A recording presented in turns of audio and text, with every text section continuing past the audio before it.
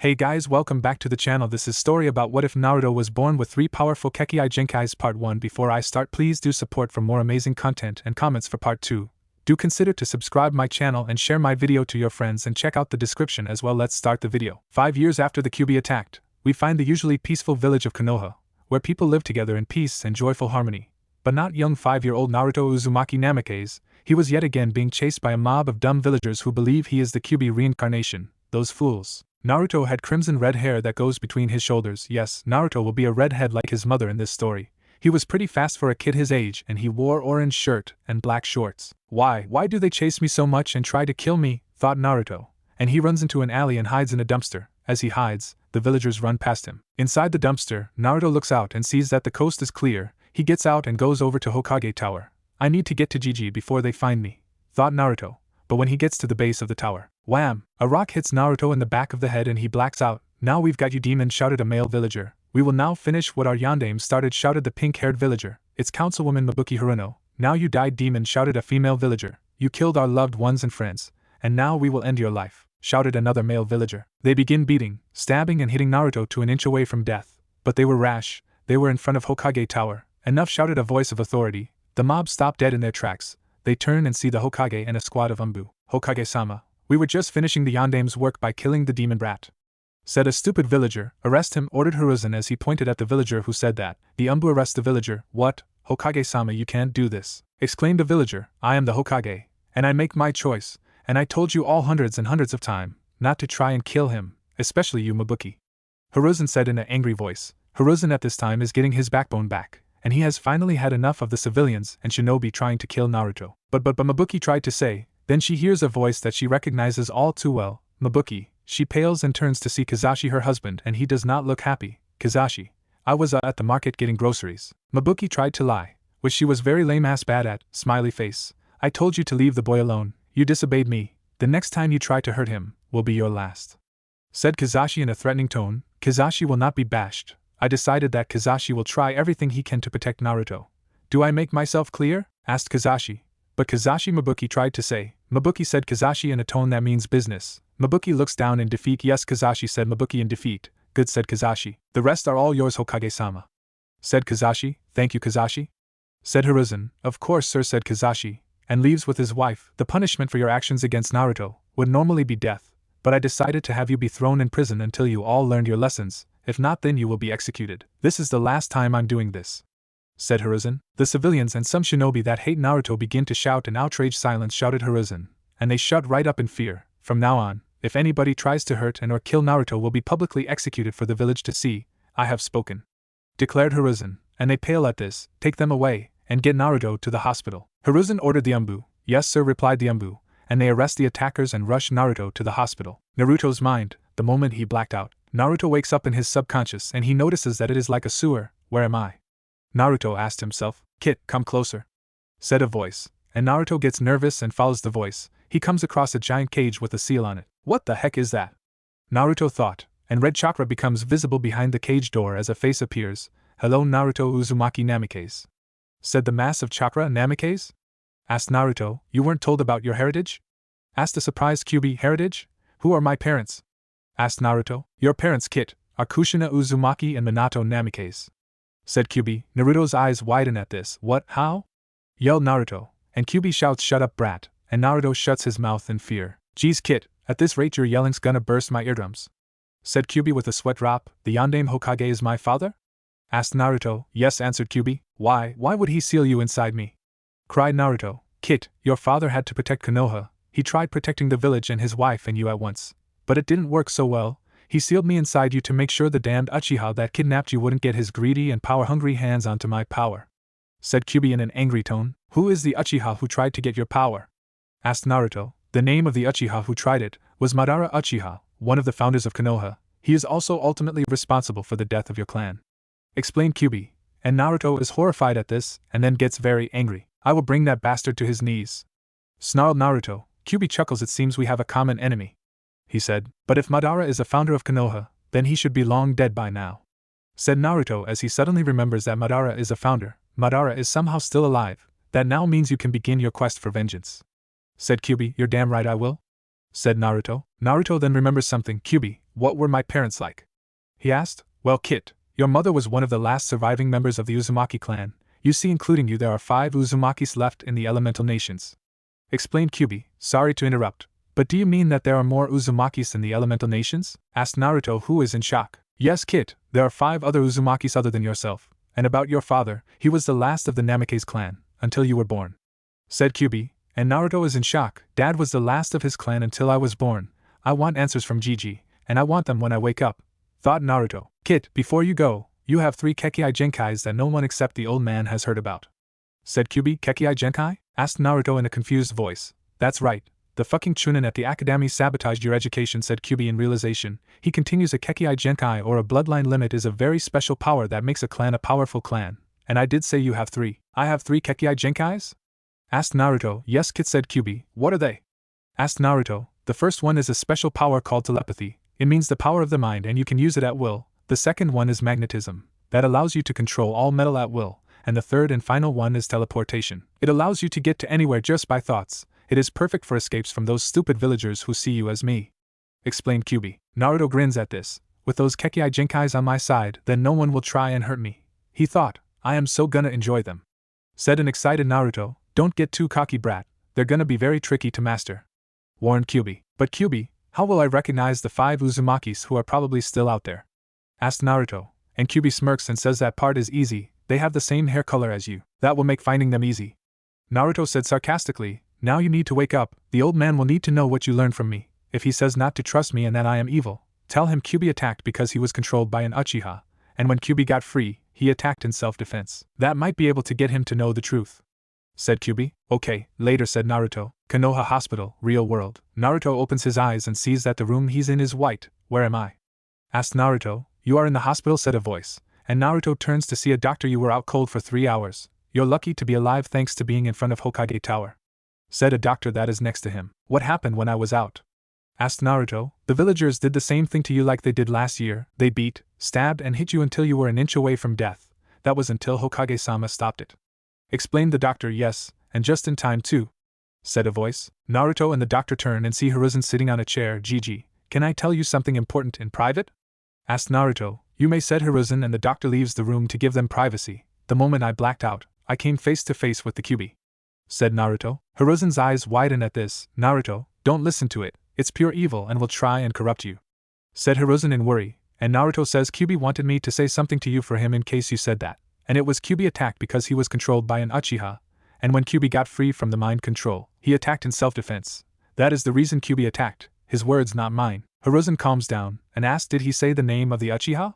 And Naruto says he said Madara Uchiha. Hiruzen becomes even more shocked at this. Madara should be long dead by now. He said in shock, that's exactly what I said.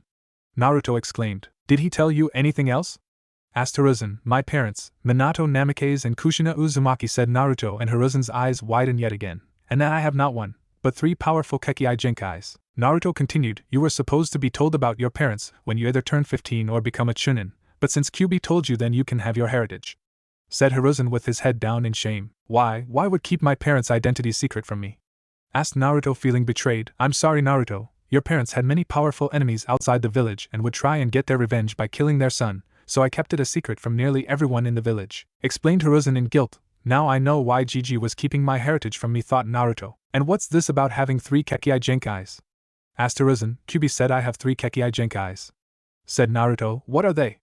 Asked Hiruzen. Kyubi told me that the first one is telepathy, the second one is magnetism, and the third one is teleportation. Explained Naruto. Hiruzen is now beyond shocked. I haven't heard of those 3 Kekkei Genkais in a long time. Said Hiruzen. You know of them?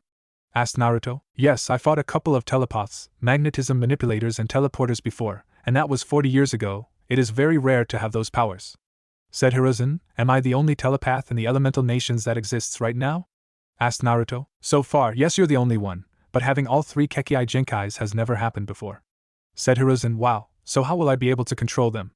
Asked Naruto. Let's see. Inoichi will train you in your telepathy because he knows nearly all the abilities that a telepath has, and he will be able to narrow down what abilities your telepathy has. Said Hiruzen. Who's Inoichi? Asked Naruto. He is the head of the Yamanaka clan. Answered Hiruzen. Is he one of the people who treat me like the others do? Asked Naruto. No, he and the Shinobi Council excluding the Uchiha clan tried to protect you from the civilians and the civilian council. They are after your blood because you're the Kyuubi Jinchuriki, and Jinchuriki usually don't have happy lives, but yours is far worse than any Jinchuriki ever," said Hiruzen. "There are other Jinchuriki. I thought I was the only one?" asked Naruto in a surprised tone. "Yes, there are more Jinchuriki," said Hiruzen. "However, there is something you should know, Naruto-kun. Your mother Kushina was the Kyuubi Jinchuriki before you," said Hiruzen yet again. "What?" asked Naruto in shock. "Yes, her status as a Jinchuriki was kept secret," said Hiruzen. "And why the fuck was my status as a Jinchuriki revealed?"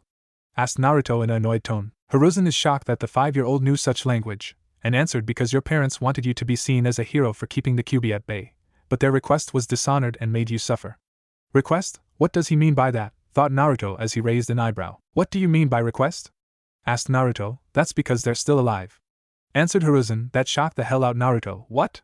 he yelled. "Yes, Kit, they are still alive," Kyuubi said to Naruto in his head. "How come they left me in the village to those vile beasts we call villagers?" asked Naruto in an angry voice. Hiruzen was surprised at Naruto for calling the villagers a bad name like vile beasts. "Wow, I didn't think you would call them that, Naruto," said Hiruzen. "Unexpected stuff happens from time to time," answered Naruto. "Hey Kit, either of your parents know about your 3 Kekkei Genkais? Bet you can't wait to see their faces when they learn about them," said Kyuubi in Naruto's head. Naruto grinned at the thought. "Are they still in the village, Gigi?"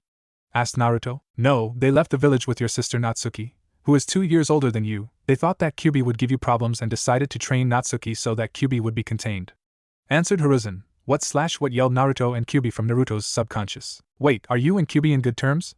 asked Hiruzen. "Yup," Naruto heard Kyuubi say in his head. "Kyuubi says yes," answered Naruto. "Then Minato and Kushina are training Natsuki for nothing then. You see, Jinchuriki don't have very good chakra control," explained Hiruzen. "Kit, I can teach you chakra control better than anyone. I can train you in it. I offered this chance to Mito and Kushina. Mito accepted because she is nice to me like you are. Kushina, however, was way too stubborn to listen."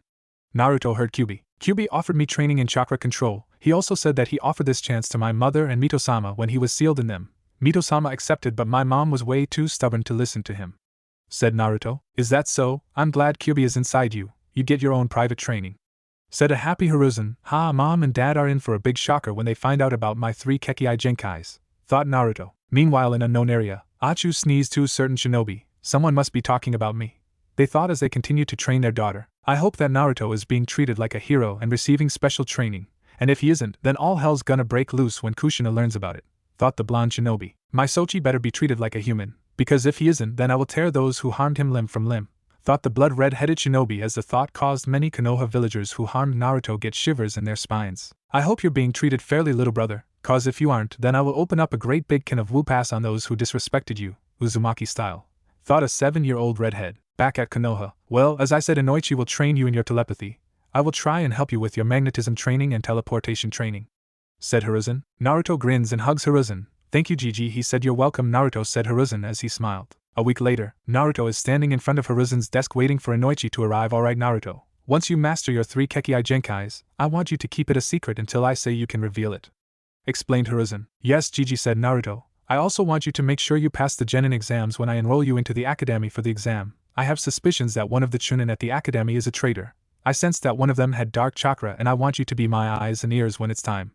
Hiruzen told Naruto. "As you wish," he said. "Hey Gigi, what age do academy students have to be to take the exams to become Genin?" asked Naruto. "The age to take the Genin exams is 15. Answered Hiruzen. "Thanks," said a grateful Naruto. "No problem, Naruto," said a smiling Hiruzen. They hear a knock on the door. "Come in," ordered Hiruzen, and a man with blonde hair and a high ponytail comes in. "You wanted to see me, Hokage-sama?" asked the man. "Yes, I did, Inoichi. I would like to introduce to you Naruto Uzumaki here," answered Hiruzen. "Any reason for this?" Inoichi again asked. "Because young Naruto here unlocked 3 Kekkei Genkai that haven't been around for 40 years," answered Hiruzen yet again. Inoichi's eyes widen at this. "You mean he has the 3 Kekkei Genkai's telepathy, magnetism, and teleportation?"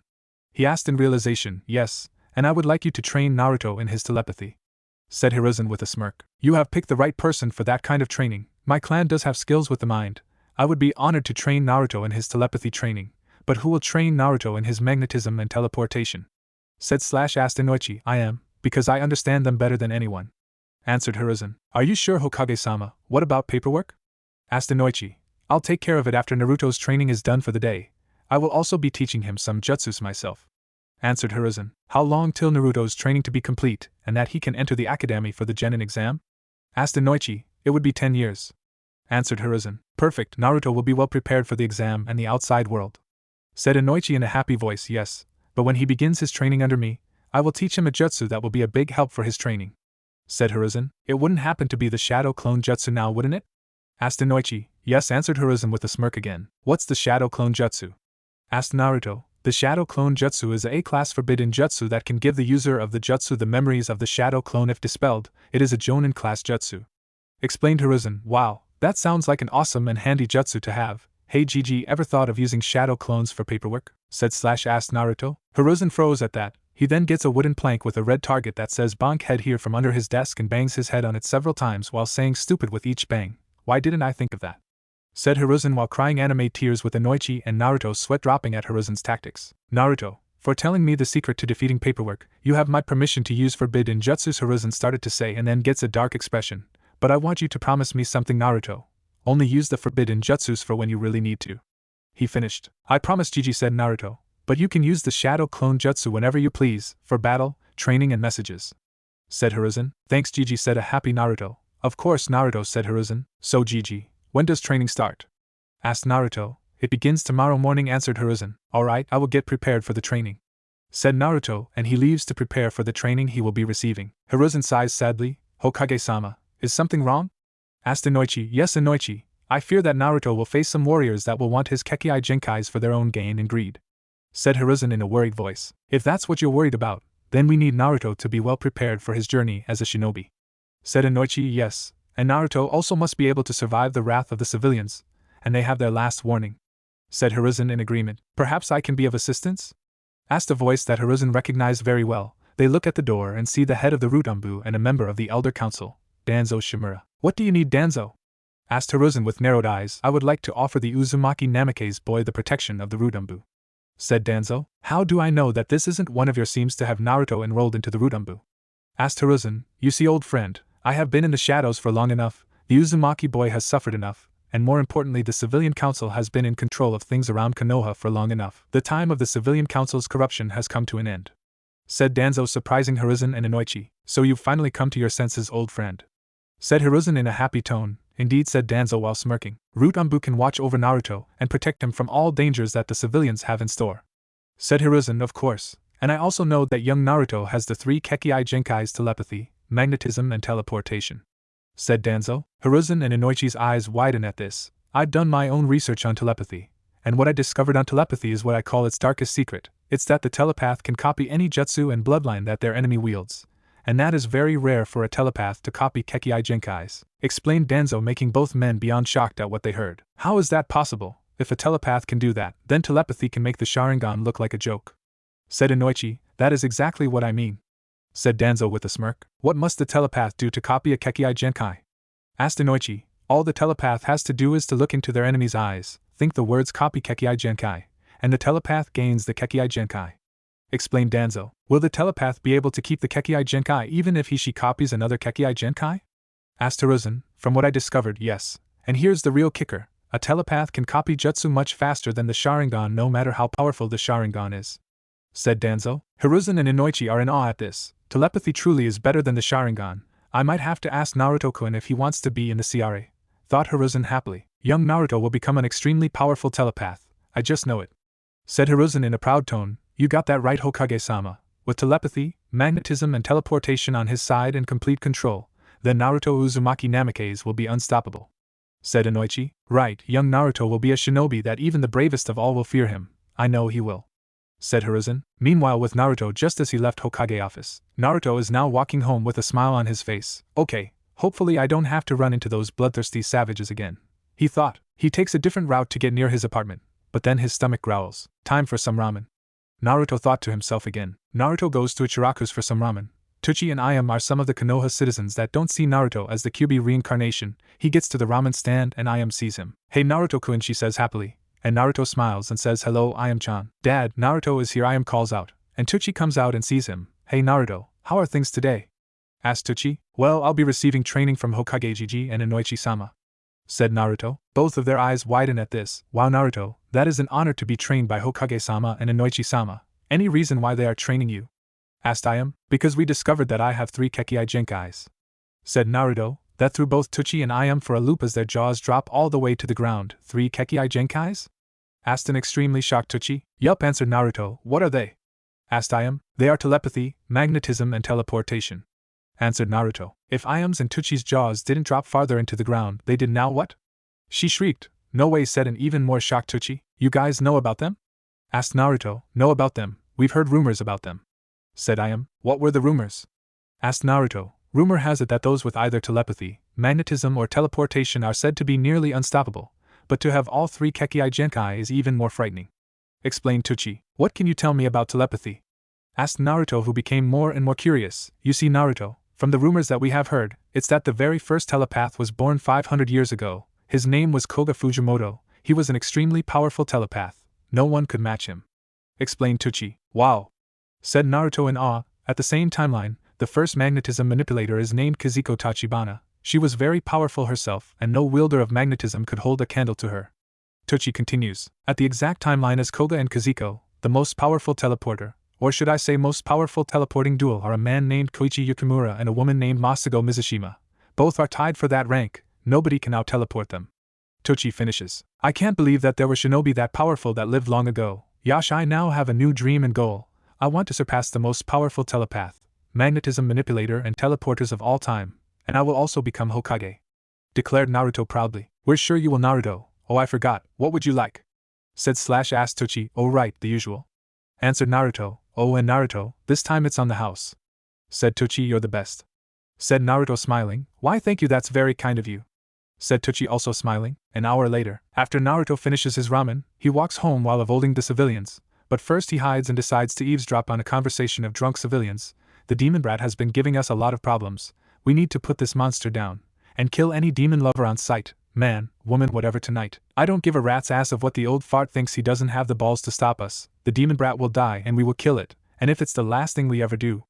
Naruto heard from the conversation. Looks like some civilians never learned, thought Naruto, and sneaks away to Hokage Tower. He knocks and hears come in, and Naruto enters. GG. I eavesdropped on a conversation of what looked like drunk civilians. I heard them say the demon brat has been giving us a lot of problems. We need to put this monster down, and kill any demon lover on sight, man, woman, whatever, tonight. I don't give a rat's ass of what the old fart thinks. He doesn't have the balls to stop us. The demon brat will die and we will kill it, and if it's the last thing we ever do. That's what I heard, said Naruto. Hiruzen gets furious and then alright, I have had it, he yells. If it's execution they want, then it's execution they'll get, growled Hiruzen. Umbu, said Hiruzen, and 5 Umbu appear. Yes, Hokage-sama?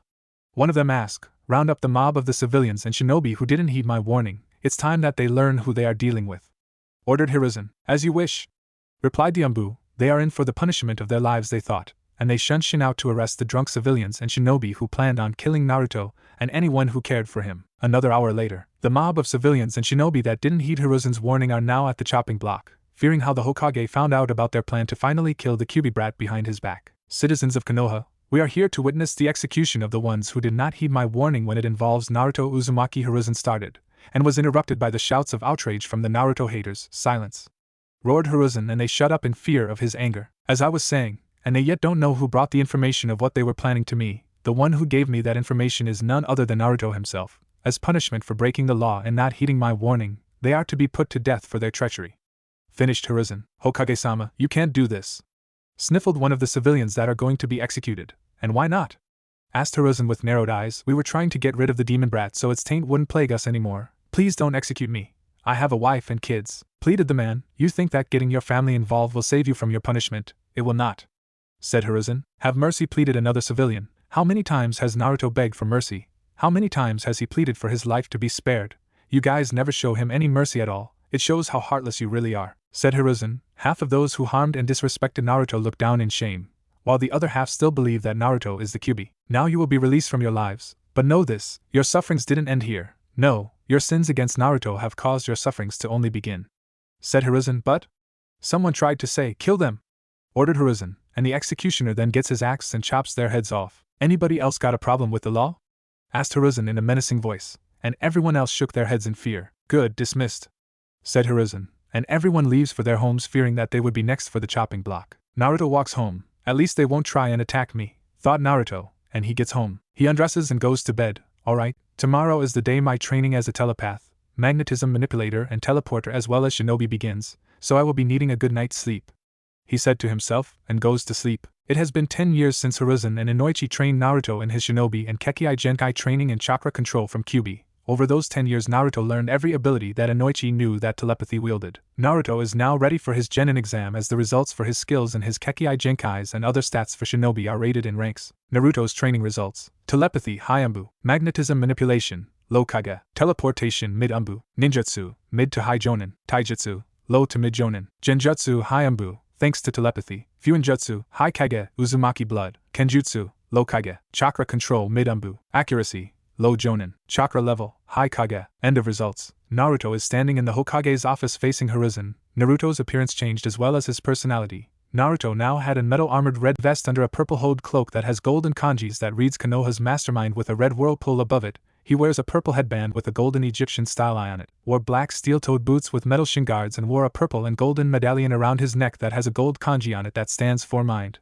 His red hair was in a high ponytail similar to Ino's hair which reached the base of his spine and had red bangs framing his face. The clothing Naruto is wearing is almost a mix between Magneto and Mastermind, without the helmet. Naruto is still cheerful and nice, while most of the time, he also became calm, clever and mysterious. During the 10 years of training Naruto lost all his baby fat, and has the looks that make him look like he is the son of Aphrodite herself. He also stood an impressive 5 feet 8 inches. Well Naruto, your training has gone perfectly, now you can take the Genin exams. But I also want you to find out who is the traitor in the academy, said Hiruzen. Of course Sarutobi-sensei, right away, said Naruto. Just to give you a heads up Naruto, your parents and sister have just returned today. That means you'll find Natsuki taking the Genin exams as well, warned Hiruzen. Thanks for the warning, said a grateful Naruto. Of course Naruto, said Hiruzen. Hiruzen gives Naruto a note that states that Naruto is to take the Genin exams with the graduating class. Naruto, I want you to go to room 103, that is the graduating class, and the teacher is Irika Yumino. Give this note to him, said Hiruzen. As you wish, answered Naruto. Naruto leaves for the academy. Normally it takes 30 minutes to get to the academy by walking, but it took Naruto a second to get there thanks to his teleportation. This must be the place, said Naruto, and he enters. As he enters he starts to look for room 103, room 99, room 100. Where is it? Room 101, room 102. No, that's not it. Aha, there it is, room 103, thought Naruto as he found the room. He walks in and inside the classroom he saw multiple students and the teacher. Naruto used his telepathy on them and now knows who everyone in the room is. One of them is Natsuki Uzumaki, much to his surprise. Natsuki Uzumaki is a beautiful young woman with long flowing red hair which is the same color as his. She also had blue eyes like his. The style Natsuki's hair is in his 2 high side ponytails. She had on a fishnet mesh bodysuit similar to ankle under a orange sleeveless t-shirt, a black short skirt that goes to the top of her thighs almost like ankle, and had black knee-length sandals. Well Kit, you didn't know what your sister Natsuki looks like, but now you do. Naruto heard Kyuubi in his head. Yeah, and I admit she is a beautiful young woman. Naruto thought, she almost looks like the splitting image of Kushina when she was her age, said Kyuubi in Naruto's head. Please don't give me dirty thoughts about her, thought Naruto. Why Kit? Is it because Kyuubi started to say with a teasing grin? Stop it, Naruto shouted in his mind as he started to have a tiny blush. As he entered, everyone looked towards him, and all females except Sakura blushed madly at the man's godlike looks. But even Sakura had a small blush, but she quickly hid it. In their minds they had thoughts like, wow, that is the most handsome man I have ever seen. Whoa, so gorgeous. And I wonder if he's single. In Natsuki's mind the whisker marks on his cheeks. It's my little brother, and I gotta say, he is so handsome. Natsuki also noticed that Naruto is 2 inches taller than she is. In Sakura's mind I admit he's good looking, but he's not better than Sasuke-kun. Yet none of them knew that Naruto can read and hear minds. Naruto walks up to the man with the scar on the nose which he assumed is Irika through his telepathy. He gives Irika the note, and he nods. It seems we have another new student taking the exams with us, he said. What, Irika-sensei, that's not fair. How come he and Natsuki get to take the exams early and we had to go through 5 years of the academy? Barked out the brash-looking boy Kiba. I told the class that Natsuki was on a training trip, but Naruto is taking the exams early under orders from the Hokage, explained Irika. Would you like to introduce yourself?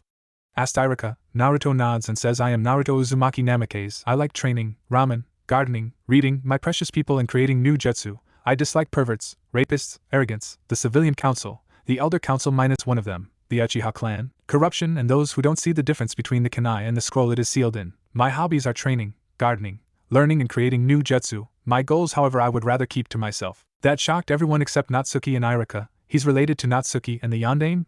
They thought as Naruto heard their thoughts. Alright Naruto, have a seat there between Natsuki and Hinata, said Irika as he pointed to the seat. Of course, said Naruto, and he goes to the seat. Natsuki and Hinata are nervous because they are not only sitting next to Naruto, But they don't know if Naruto will accept their feelings towards him. OMG, Naruto's sitting next to me. What should I do? Say hi, maybe I'll wait. Thought Hinata. Brother's sitting next to me. I wonder if he know about our heritage. Maybe he knows about our talent in Fuinjutsu. Thought Natsuki. Naruto wondered if his sister agreed to leave with their parents. So he looks into her mind. He searches her memories of what happened after the Kyuubi attacked. He saw that Natsuki didn't have a choice in leaving the village, that their mother didn't want to leave him in the village, and that their father chose to leave him in the village. But he noticed something strange about Minato. He saw a lust for power and evil in his eyes. He had both Kushina and Natsuki fooled. So, Natsuki didn't have a choice. Mom didn't want to leave me in the village and Dad chose to leave me in the village. But there is something strange about him. I see a lust for power and evil in his eyes. In order to not to cause suspicion, I'll play dumb and act like I don't know about his true nature. I'll try and give Natsuki and Mom a chance to be a part of my life. But I'll need to keep an eye on you, Minato. Thought Naruto with suspicion. Naruto then looks into Hinata's memories. He sees Hinata and her sister Hanabi. Yes, Naruto knows who Hanabi is because his telepathy can show him anyone's family tree. How they lost their mother to do murder but don't know who killed her. But Naruto became suspicious when he saw the looks in the eyes of the Hyuga clan elders. How their father favored Hanabi over Hinata because Hanabi defeated Hinata in a taijutsu fight and was made the Hyuga clan heiress. Oh poor dear. Hinata-chan and Hanabi-chan lost their mother. Their father favored Hanabi-chan. I can see why Hanabi-chan was made the heiress of the Hyuga clan. Hinata-chan hesitated in the fight for the title of clan heiress because young Hanabi-chan looks so much like their mother. And Hinata-chan felt like she was hurting her own mother and couldn't bear to see her hurt. I don't blame her. Some people feel like that when they don't want to hurt someone that looks like the one they care about the most. The looks on the faces of the Hyuga clan elders. I think they might be responsible for the death of Hinata-chan and Hanabi-chan's mother. Thought Naruto in pity. Alright class, we will now start the genin exams. We will start with the writing part of the exams. Mizuki will pass out the papers, said Irika. And Mizuki passes out the papers. Naruto then feels dark power from Mizuki. And he hears Mizuki's thoughts. Once I get the Kyuubi brat to fail, I will use him to get the forbidden scroll of seals. And then I'll get the scroll away from him and get to Orochimaru-sama so he can give me even more power thanks to the curse mark he gave me. Thought Mizuki. Naruto has an unseeable smirk on his face. So Mizuki is the traitor. After I pass the exams I'll tell Sarutobi-sensei that the traitor is Mizuki. Thought Naruto. Meanwhile at Hokage office, Hiruzen is sitting at his desk with Minato and Kushina in front of him. Welcome back to Konoha, Minato and Kushina said with a smile on his face. Likewise Hiruzen, how has the village been treating Naruto? Have they been treating him like a hero?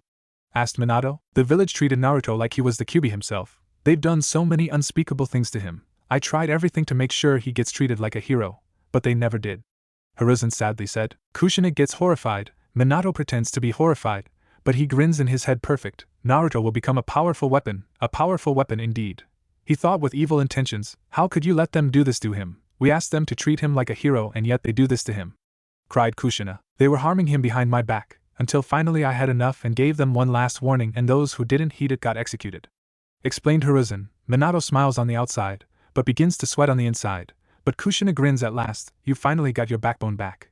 She cheered. Sure did. If you guys want I can let you beat the hell out of them for harming Naruto, offered Hiruzen. Kushina grins a creepy grin and cracks her knuckles. I'm gonna enjoy this, she happily said. Minato nods with a smile, but in his head, damn, the old man is getting his backbone back. I told the villagers to make him suffer. I made sure that those who care about Naruto didn't hear me tell the villagers that, he thought angrily as they left the office. Knowing Naruto, he probably looked into Natsuki's memories to find out why they left him in the village, thought Hiruzen. Back at the academy, after 2 hours, the written test was complete. During the test Naruto saw Genjutsu on his test and removed it silently thanks to his telepathy.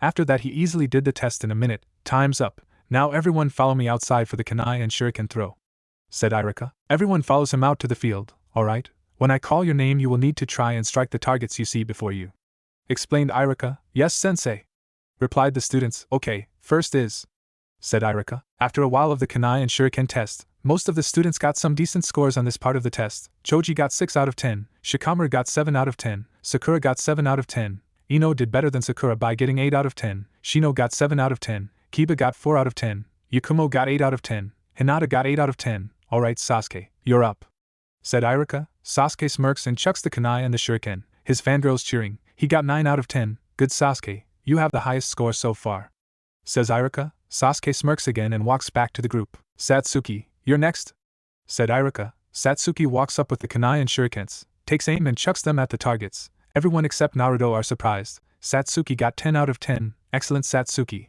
you get a perfect score, says Irika. Satsuki smiles and walks back to the group. Natsuki, you're up. Natsuki walks to position, and chucks the kunai and shurikens. Natsuki also gets 10 out of 10, Nicely done, Natsuki. Perfect score, said Irika. Natsuki smiles and walks back to the group. Naruto, you're up last, said Irika. Naruto gets into position, but then you should quit, Naruto Baka. You'll never be as good as Sasuke-kun, said Sakura, trying to break his confidence, with the other fangirls agreeing, and were rewarded with glares from Natsuki, Satsuki, Hinata, Ino and Yakumo. Naruto looks back and asks, who the hell told you that I as good as Sasuke? Everyone was confused at this. Sakura thinks that she won, but Naruto threw the kunai and shurikens behind his back and strikes all 10 targets. I'm better than Sasuke, always have been, and always will be, said Naruto. Everyone has different thoughts which Naruto can hear. From Natsuki and Satsuki, whoa, he is better than Sasuke all the way. From Ino, Yakumo and Hinata, wow, he's good. From Banshee Girl, Sakura, how, he must have cheated to beat Sasuke Kuen. From the guys minus Kiba and Sasuke, finally, someone who can shut Dog Boy and Amo Boy. From Kiba Hui, why are the hot girls all giving him those eyes? It should be me getting those eyes. I'll need to show who the alpha is. Finally, from Sasuke, he is becoming a threat to my ambition. I may need to kill him before I kill Itachi. Naruto smirks and thinks, looks like I have some new enemies. And Dog Boy is jealous that the pretty girls are looking at me, and one of them is my sister, and Emo Boy is wanting to kill me to show dominance. Irika snapping out of his stupor and says, very well done, Naruto, perfect score. Alright, now for the taijutsu test, please follow me to the battlefield, continued Irika, and the students follow him to the battlefield. The battles were of the following: Sakura, being the arrogant fool that she is, and challenged Natsuki, Satsuki and Hinata to a 3-against-1 battle cause she wanted to impress her Sasuke-kun. She lost when Satsuki tripped her, which was amusing to watch. Shino won because his opponent forfeited as soon as the bugs started crawling all over his body. Choji easily won in a couple minutes. Shikamaru, being the lazy-ass bum that he normally is, forfeited. Ino did better than Sakura again, but still lost against Yakumo. Alright, this battle is 2 against 1, Naruto versus Sasuke and Kiba, said Irika. I will show you what happens when you mess with an Uchiha elite, said Sasuke, and that got cheers from his fangirls. I will show you that I am the one who deserves to be the alpha, and I will get Natsuki, Satsuki and Hinata, snarled Kiba. Hinata starts to cry because of Kiba's brashness. Natsuki and Satsuki felt shivers in their spines, and they comfort Hinata. Naruto notices Hinata beginning to cry. He turns to Kiba and he does not look happy. The hell did you make Hinata-chan cry for? What did she ever do to you? He asked in a non-friendly tone. Everyone gets uneasy at the tone. Hinata, however, stopped crying and blushed at the chan part added to her name. And Kiba gains enough balls to say nothing. She just needs to bow before the alpha male, meaning me. Naruto sighs and says, guess I gotta discipline the dog boy, and a spoiled brat. Kiba and Sasuke growl at the nicknames given to them. Alright, Hajime, said Irika. Then Kiba charges and gets tripped by Naruto because of his brash nature. But before the impact, Naruto got Akamaru out of the impact zone and put the puppy down on the ground. Naruto looks at Kiba, who is already knocked out. What the? How did he get knocked out from a simple trip? Is he really that weak? Asked Naruto in a surprised voice. Sasuke then charges. No one can stop the power of an Uchiha elite, he called out in an arrogant tone. Naruto looks at him with an uninterested look. Oh please, he thought, and he raises his left hand and catches Sasuke by the head, and Sasuke started trying to punch him, but was missing every single hit like a wuss. Natsuki starts to snicker. Satsuki covers her mouth to stop herself from laughing. Hinata giggles cutely at the tactics. Naruto kept holding Sasuke back in this position until Sasuke got worn out. Irika is in shock. He's wearing Sasuke out into exhaustion. That's a smart move, he thought. Naruto is smirking at this and says, this is an Uchiha elite?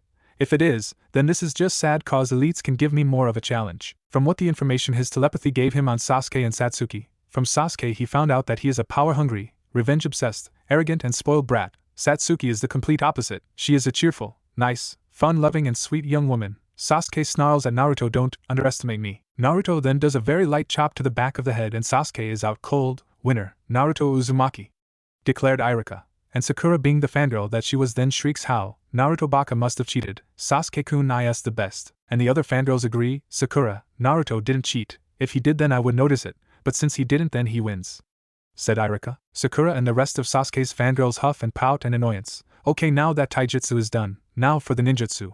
Follow me to the target range, said Irika, and the students follow him to the target range. During the ninjutsu test, the students did D-rank jutsus and C-rank jutsus and got good scores on it. Sasuke is up next. Sasuke, you're next, said Irika. Sasuke walks up and does some hand signs fire style. Fireball jutsu, he called out, and blows a fireball the size of a beach ball at the dummy. Well done, Sasuke. Satsuki, you're up. And Satsuki walks up as Sasuke walks back. Satsuki does hand signs fire style.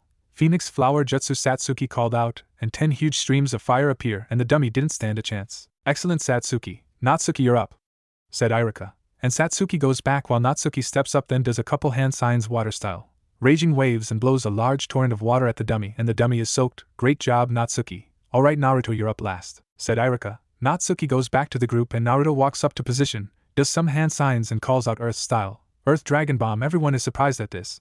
A huge mud dragon head appears from the ground and fires 5 huge mud bullets at the dummy which obliterated it. Iruka is shocked at this. Nicely done, Naruto. Alright, we will head back inside and you guys will take the genin exams, he said, and the students follow Iruka back inside. Back inside the building, the students are taking the exam to see which ones pass and which ones fail. The others passed. Sasuke Uchiha, said Iruka, and Sasuke walks in and does the test, and he comes out with his shinobi headband. Natsuki Uzumaki Namikaze, said Iruka. Natsuki goes in for the exam. After a couple minutes Natsuki comes out with the headband. Satsuki Uchiha, said Iruka, and Satsuki goes in and comes out with the headband. A few minutes later, Naruto Uzumaki Namikaze, said Iruka, and Naruto goes in. Alright Naruto, first we would like you to perform the transformation jutsu, said Iruka, and Naruto transforms into Hiruzen Sarutobi. Iruka smiles. Transformation pass. Now the substitution jutsu, he said. Naruto substitutes himself with Mizuki's chair and he falls onto his bottom with a bump. Iruka tried his best not to snicker at Mizuki's misfortune. Substitution pass. Now the last one is clones, said Iruka. Can it be any kind of clone? Asked Naruto, and Iruka says yes, it can be any kind of clone. Naruto grins and makes a cross hand sign. Shadow clone jutsu, he called out, and 15 perfect shadow clones appear. Excellent, you have used an advanced clone jutsu called the shadow clone jutsu.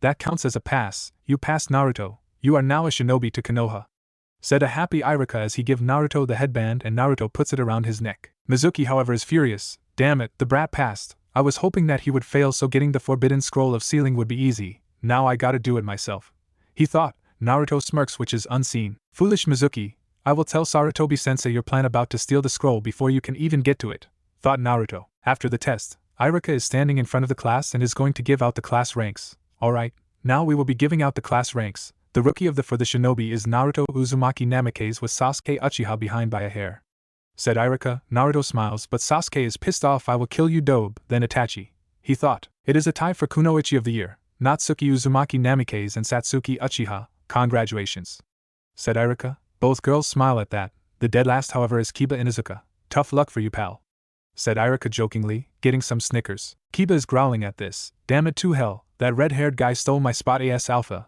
I'll beat him for the title of Alpha, and if it's the last thing I do, he shouted in his head. Naruto smiles as he heard his thoughts. Oh Kiba, you will never be the Alpha. You need to be able to let your brash and arrogant behavior go and grow up, he thought in amusement. Dismiss, said Iruka, and everyone leaves the room. After that, Naruto is walking to a spot where no one can see him, but then he stops and turns around. I know you're back there, come on out, I'd prefer to talk face to face, he said, and Natsuki, Satsuki and Hinata come out. Hi Naruto, I'm Natsuki Uzumaki Namikaze, your older sister, said Natsuki in a shy voice cause this is the first time she's seen her brother in years, and Naruto calmly says I know who you are, I also know who you two are. Satsuki Uchiha, the younger twin of Sasuke Uchiha, and Hinata Hyuga, the firstborn daughter of Hayashi Hyuga and older sister of Hanabi Hyuga, said Naruto. Their eyes widen at this. How did you know who we are?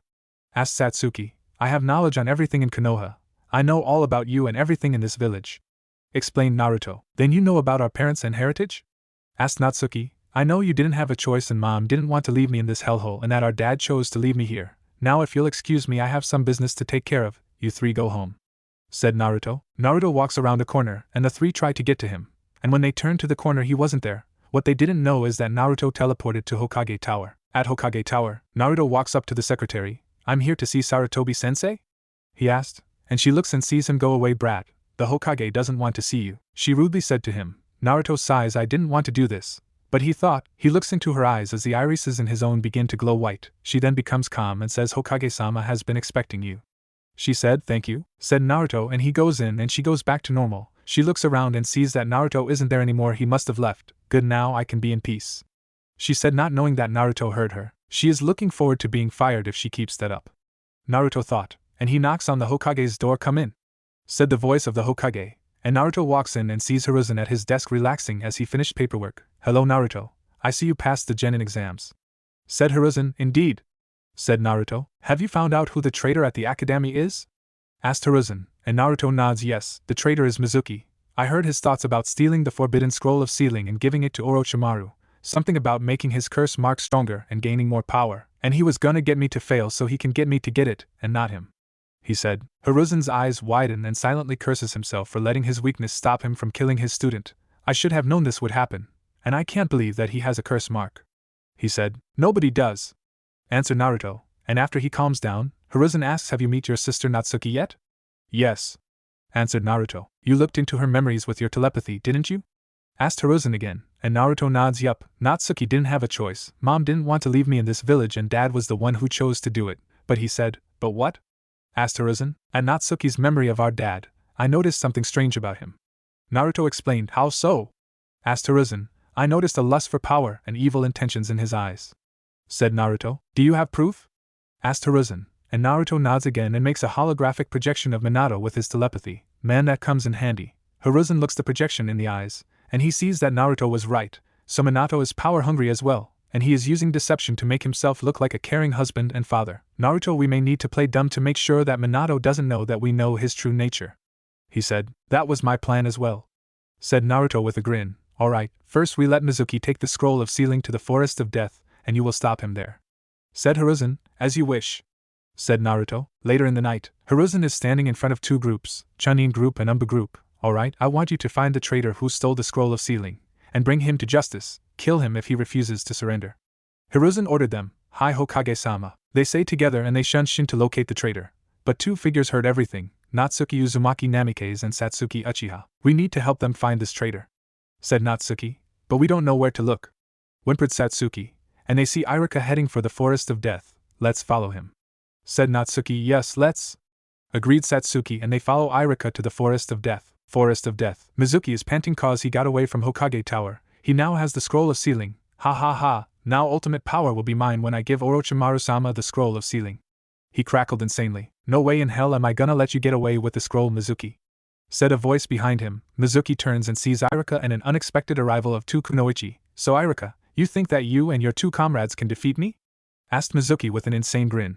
Iruka looks back in surprise that Natsuki and Satsuki are behind him. What are you two doing here? You two should be at home.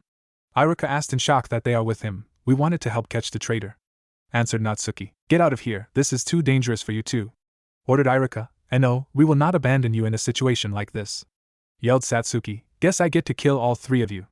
Said Mizuki as he laughed like a madman. Die. Shouted Mizuki as he threw 10 huge shurikens at them. They waited for the time to dodge, but then they stopped in midair. What? How did you stop them like that? Shouted Mizuki in shock. We didn't. Answered Iruka. Then who?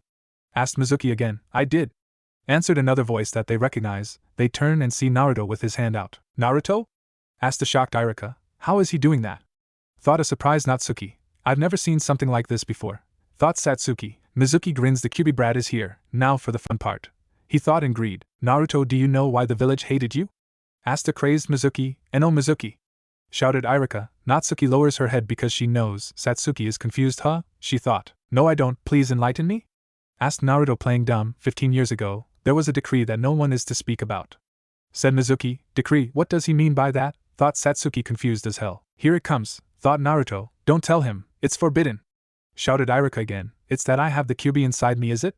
Asked Naruto innocently. Satsuki is shocked at this. Natsuki is surprised that Naruto knows about his burden. Iruka's jaw drops at this. It's that the Kyuubi is inside. Okay, when and how? Mizuki's crazed look turns into a shocked one. I am face to face with him when I was 5 years old. I was being beaten by those bloodthirsty savages that wanted me dead. Answered Naruto. That threw Iruka, Natsuki and Satsuki in through a loop. Could the Kyuubi be corrupting him? There isn't any signs of that at all. They thought, if you guys are thinking if the Kyuubi is corrupting me, he is not. Me and him are in good terms. Said Naruto. What? They shouted. You don't seem to get it, you are the Kyuubi. Said a crazed Mizuki. I know I have red hair and whisker marks, but I have blue eyes, not red. Said Naruto in a bored voice. That's it. I'll kill you where you stand. Shouted Mizuki and he chucks a giant shuriken at Naruto. But then Naruto disappears in red smoke with a bamf and reappeared behind Mizuki. That surprised them. That wasn't a shunshin he just did now, it was something else. They thought, and Naruto then grabs Mizuki by the head. Surrender or die. Ordered Naruto, and Mizuki snarls I'd rather die. And Naruto sighs sadly. Alright, I didn't want to result to this, but you leave me no choice. He said, and his eyes then glow dark purple, and Mizuki then starts to scream out in pain. Then the screaming stops and the light in his eyes dull. Naruto's eyes stop glowing and lets go of Mizuki. Mizuki's body just drops to the ground with a thump. Iruka, Natsuki and Satsuki are shocked that Naruto killed someone. Then Naruto goes to a nearby bush and vomits. You alright, Naruto? Asked Iruka. First kill. Answered Naruto. What did you do to him? Asked Natsuki. I shut down his mind, he is now dead. Answered Naruto. How did you do that? asked Satsuki, and before Naruto could say anything, a group of Umbu show up. Excellent work in stopping Mizuki Naruto. But Hokage-sama wants to see you, Irika, Natsuki and Satsuki in his office now. We will take the scroll back to where it belongs, said the Umbu captain. Of course, answered Naruto, and they go to Hiruzen's office and they are standing in front of Hiruzen's desk. I want to thank you for finding Mizuki, and I want to thank you Naruto for putting him down. Who knows what could happen if he succeeded, said Hiruzen. My pleasure Hokage-sama, said Naruto. Naruto, how were you able to do all that stuff, stopping the shurikens in midair, teleporting behind Mizuki and shutting down his mind? Asked Irika. Naruto and Hiruzen look at each other and they sigh. I'll activate the privacy seals, said Hiruzen, and he activates the seals. What we are gonna tell you is top secret, so we want you to promise to never reveal it to anyone, said Hiruzen. We promise, said Irika, Natsuki and Satsuki. Okay, Naruto, tell them. I'll fill in what you didn't add in, said Hiruzen. Of course Hokage-sama. You see, I have 3 very rare Kekkei Genkais that are thought to have died out 50 years ago, said Naruto. Irika has a good idea, but Natsuki and Satsuki are confused. What are they? Asked Natsuki. They are telepathy, magnetism manipulation and teleportation, said Naruto, and they are shocked all the way to the core. When did you get those 3 Kekkei Genkais? Asked an extremely shocked Irika. Kyubi told me about them, and I told Hokage-sama about them, and he had Inoichi-sama train me in telepathy, and Hokage-sama trained me in the ways of the shinobi, the secrets of magnetism manipulation and teleportation, explained Naruto. How long have you had them? Asked Satsuki. I've had them for 10 long years. They are my greatest weapons. I'm the only one with those 3 Kekkei Genkais that exists right now, said Naruto. So, does your chakra ever run out when you use them a lot? Asked Irika. No, they don't require chakra at all, answered Naruto. That shocked all 3 of them. What?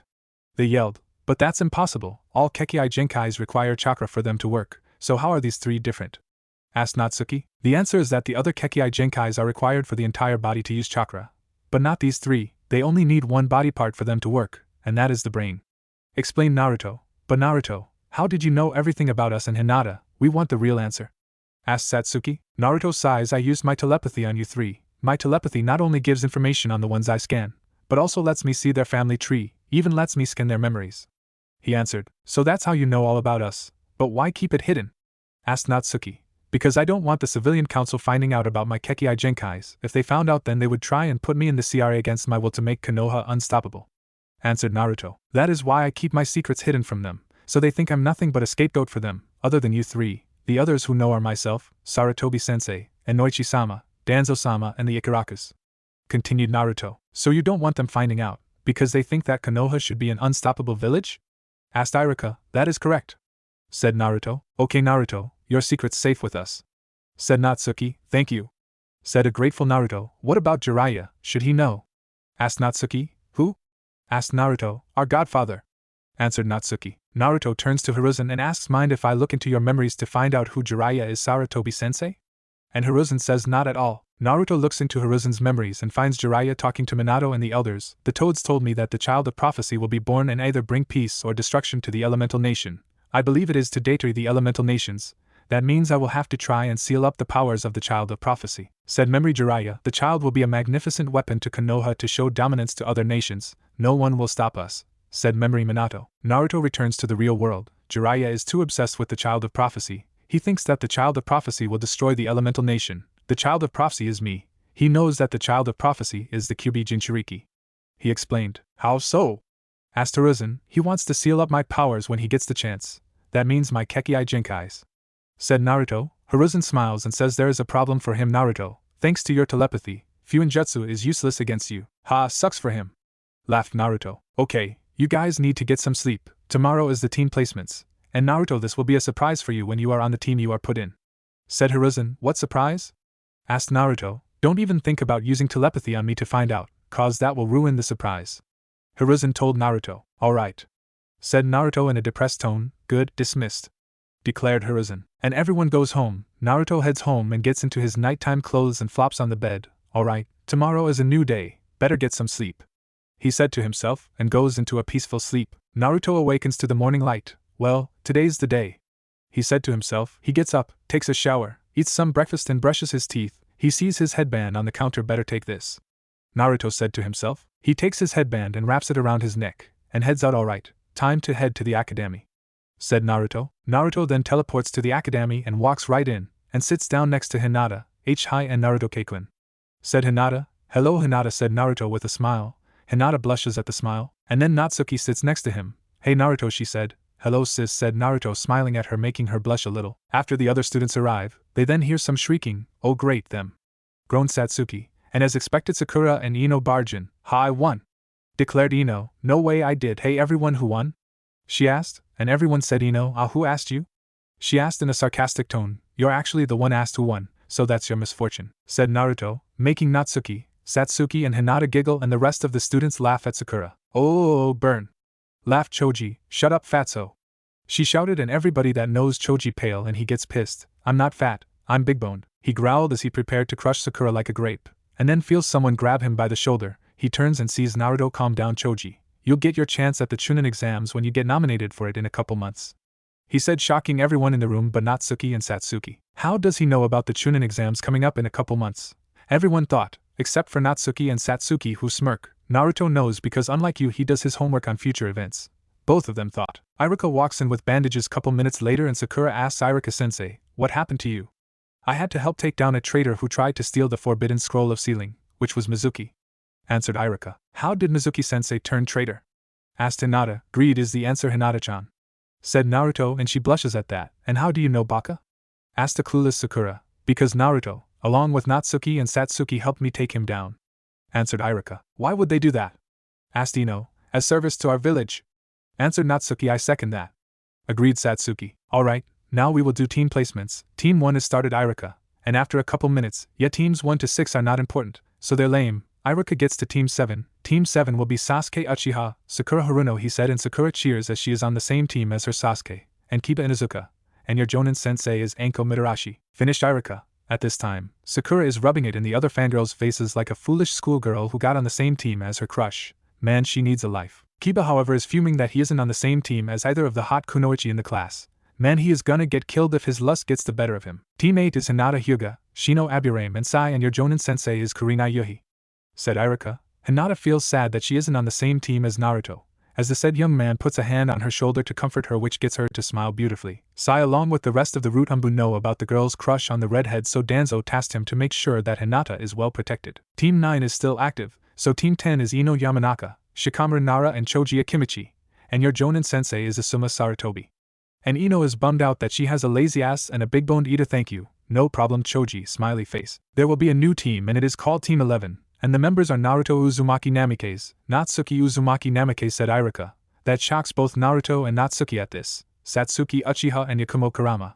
And you will have 2 Jonin instructors, and they are Kakashi Hatake and Kushina Uzumaki, finished Iruka. Naruto is surprised at this. Guess that was the surprise that Saratobi-sensei told me about, he thought. Natsuki smiled brightly. I'm on the same team as Naruto, and Mom is one of my senseis. I can't believe this is happening, she thought. Satsuki blushes a little. I'm on the same team as Naruto-kun. I hope he accepts my feelings when I tell him how I feel towards him, she thought. Yakumo has a curious look on her face. I want to know Naruto better. Maybe this is a great opportunity to get me close and talk to him, she thought as she blushed a little like Satsuki. Damn it, why does that red-haired bastard get 3 of the hottest girls in the class? It should be me being on a team with hot girls, thought an enraged Kiba. And Akamaru shakes his head in embarrassment, muttering about stupid perverted dog men. Maybe they're getting 2 senseis because they are bad at some stuff, said a arrogant Uchiha. And Sakura starts to run her mouth. Yeah, I think they suck pretty bad to get 2 senseis. Sasuke and Sakura, be nice, scorned Iruka, and then says your senseis will pick you guys up in a bit, have a nice day.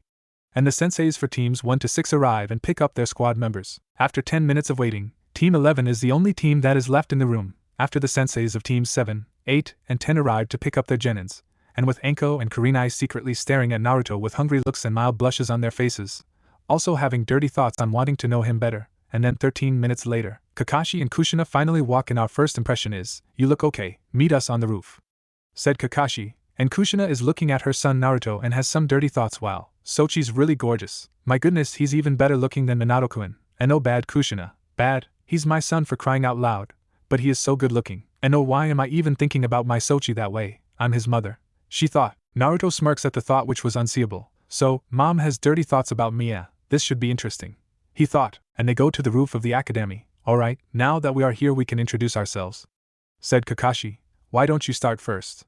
Suggested Naruto. Very well, I am Kakashi Hatake. My likes, dislikes, Hobbies and goals for the future are stuff that I like to keep to myself, said Kakashi. Oh Kakashi, I know all about you, and everything that you went through, thought Naruto with a smirk. I am Kushina Uzumaki. My likes are my family, ramen, training and my friends. I dislike the civilian council for what they did to my Sochi, perverts, rapists and those who don't see the difference between the kunai and the scroll it is in. My hobbies are training and hanging out with my friends and family. My goals for the future are to become a great kunoichi and to get my Sochi to forgive me for leaving him in this hellhole, said Kushina as she said the last part in sadness. Naruto feels pity for the woman. She is really desperate in getting my forgiveness. But I want her to prove to me that she loves me. I'll test her if she loved me, he thought. Alright, the red-haired girl is next, said Kakashi. My name is Natsuki Uzumaki Namikaze. My likes are my family, training, ramen and my friends. I dislike the civilian council for what they did to my brother, perverts, rapists and those who don't see the difference between the kunai and the scroll it is in. My hobbies are training and hanging out with my friends and family. My goals for the future are walking in the footsteps of my mother, having a family and wanting my brother to forgive me for what happened on the day he was born, said Natsuki. Just like her mother, thought Kakashi. The black-haired girl is next, said Kakashi. I am Satsuki Uchiha. My likes are my friends, training and honor. I dislike the civilians, my brother Sasuke, perverts and rapists. My hobbies are training and hanging out with my friends. My goals for the future are restoring my clan, bringing honor back to the Uchiha, having a family and bringing my brother Itachi back home, said Satsuki. She's the complete opposite of her twin brother Sasuke. I think she can restore the honor of the Uchiha clan, thought Kushina. Alright, now the brown-haired girl, said Kakashi. I'm Yakumo Kurama. I like my genjutsu and my friends. I dislike the civilian council, perverts, rapists and those who don't see the difference between the kunai and the scroll it is in. My hobbies are training in my genjutsu and hanging out with my friends. My goals for the future are restoring my clan, having a family and becoming the greatest genjutsu mistress in Konoha, said Yakumo. She really wants to surpass Kurenai in genjutsu, does she? I think she can do it, thought Kakashi. Now the redhead with the purple headband, said Kakashi. I am Naruto Uzumaki Namikaze. I like training, ramen started Naruto. Damn right, thought Kushina and Natsuki. Gardening, reading, my precious people and creating new jutsu. I dislike the civilian council, the elder council minus one of them, the Uchiha clan, perverts, rapists, corruption and those who don't see the difference between the kunai and the scroll it is in. My hobbies are training, gardening, learning and creating new jutsu. My goals for the future are restoring my clan, bringing down the one who destroyed my clan, become Hokage and become a living legend, finished Naruto. Everyone is surprised at this. Satsuki looks sad that Naruto hates the Uchiha clan. Kushina and Natsuki want to know why Naruto wants to take down the one who destroyed the Uzumaki clan. Yakumo is curious as well and Kakashi wanted to know as much as they did. Why do you hate the Uchiha clan? Asked Kushina, and Naruto immediately scowls and says because one of them is the one who destroyed the Uzumaki clan. Did you learn the name of this Uchiha? Asked Natsuki. Madara Uchiha, answered Naruto, and everyone is shocked at this. Satsuki feels terrible because her ancestor destroyed her crush's clan many years ago. Wait, where did that come from? Man, I am falling for Naruto, thought Satsuki. I'm so sorry for what my ancestor did to your clan many years ago. I want to restore the honor of the Uchiha clan, and the first step is earning the forgiveness of the Uzumaki clan for what Madara did, said Satsuki in tears as she bows to get him to forgive her clan for their sins against Naruto's clan. Satsuki, you are one of the first Uchihas to show honor, so you are the one who will restore the Uchiha clan, and so you have my forgiveness, said Naruto. As do ours, said Natsuki with Kushina nodding. You got our forgiveness, but you need to earn our respect, said Kushina. I will do everything I can to earn your respect, declared Satsuki. I'm sure you will, said Kakashi smiling. Alright, now that we've introduced ourselves, we will do the real genin exams, said Kakashi, and Natsuki asks, but we already became genin. Why are you saying real genin exams? He means the survival part of the genin exams, explained Naruto. Naruto's right, Natsuki. This way we can weed out the weakest links and take in the strong, said Kakashi. More like we gotta pass by using teamwork, thought Naruto. Now we would like you to be at the Team 11 training grounds at 8 a.m., and try to skip breakfast or you'll puke during the exams, said Kakashi, and he along with Kushina leave not before Kushina catches some glances at Naruto because of his looks. I know that he wants us to skip breakfast so they can make the exams harder for us. Well, sucks to be him cause I read his mind, thought Naruto with a smirk. Natsuki notices the smirk and asks, what's with the smirk? Have you figured something out? And Naruto looks at her. He wants us to skip breakfast so the exams can be harder for us and easier for them. So I suggest that we fight on a full stomach to keep our energy, he said. So eat breakfast so we have enough energy for the exams? Asked Satsuki. Exactly, now let's prepare for the exams tomorrow, said Naruto, and all three of them nod. They leave for home. The next day at 8 a.m., Naruto got to the training grounds with a belly full of food and sits down to meditate. After a couple minutes, his team members come with stomachs full of food, and they come across a scene that they have never seen before. Naruto was levitating while meditating. Whoa, how is he doing that? Thought Yakumo. This must be one of the abilities to Naruto-kun's telepathy, thought Natsuki and Satsuki. Naruto opens his eyes and levitates back down to the ground. How did you do that? Asked Yakumo with stars in her eyes. I'll tell you after the exams, Yakumo-chan, I promise. Naruto said to her. Yakumo pouts cutely and mutters you better. Which gets Naruto to smile. And Kushina arrives. Hey everyone, are you ready for the survival exams? She asked, and Naruto says we are, but where is Mr. Pervert? And Kushina giggles at the nickname for Kakashi. You know, that is actually a good nickname for that pervert, she said while giggling. Meanwhile near the academy, Achoo! Sneezed a certain masked perverted Jonin sensei as he is reading an orange book. Oh boy, not that book again. Straight face, someone must be talking about me, maybe it's a pretty girl, he said to himself with a perverted giggle that can make Jiraiya proud. Back at the training grounds, Kushina gets a feeling and it gets her in a bad mood for some reason. I feel like I want to give Kakashi a broken nose, she said to herself. Mom? Asked Natsuki in confusion. Wah, oh right, I'll go get him, said Kushina. After 20 minutes, Kushina returns dragging Kakashi by the hair as the said ninja was trying to get Kushina's hand to let go of his hair. Kushina puts Kakashi down, and then the temperature drops to below freezing. Now Kakashi, if you are late again for the rest of the team training and meetings, then I will burn your precious books in the fireplace, and then shove my foot so far up your ass you'll think twice about it. Am I clear? Asked Kushina in an oddly sweet voice with a smile that promised death, similar to the one that Captain Unohana does to make sure no one gets hurt in Squad 4 barracks. Kakashi is sweating like crazy from fear and nods. The 4 genin get shivers of fear in their spines. The shiver in Naruto's spine, however, was different. I think I just got a boner from that threat from Mom to Kakashi-sensei, thought Naruto. In the seal, a certain tailed beast is cheering for Kushina for the threat that she gave Kakashi. Kyubi heard Naruto's thought and does a fox-like grin. Naruto-kun is starting to get attracted to Kushina-chan. Oh, I am so gonna tease him when he finds out my true gender, thought Kyubi. She knows that Naruto is a telepath, but Kyubi is thankful that Naruto can't read a tailed beast's mind because it was impossible for him to do so. Thank Kami that Naruto-kun can't read my mind, nor any other tailed beast's mind, then he would know my true gender before I can tell him, she thought in relief. Kakashi gets up and says, alright, now that we are here, we can start the survival exam. Now you 4 need to get these bells from us. Oh boy, this is gonna be tough, thought Natsuki, who is nervous. Naruto on the other hand smirks, which is unseeable too easy.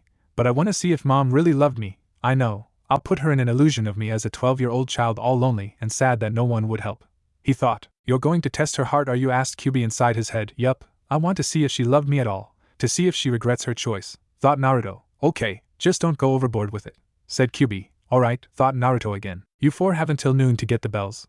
When we set the timer you will need to get the bells until the timer goes off, explained Kakashi. Alright, now begin, said Kushina, and they scatter into the bushes, or in Naruto's case the trees. Alright, Mom will be the first that I will be going for to pass this test. I'll get the bells from her when she is caught in the illusion, he thought. Kakashi's location. Kakashi is waiting on the genin to come at him. They are pretty good hiders, but I can still sense them, he thought, and then they jump out and go for him. Kakashi notices something. Naruto is not among them. Naruto must have went after Kushina-sama, and these 3 are going after me, thought Kakashi.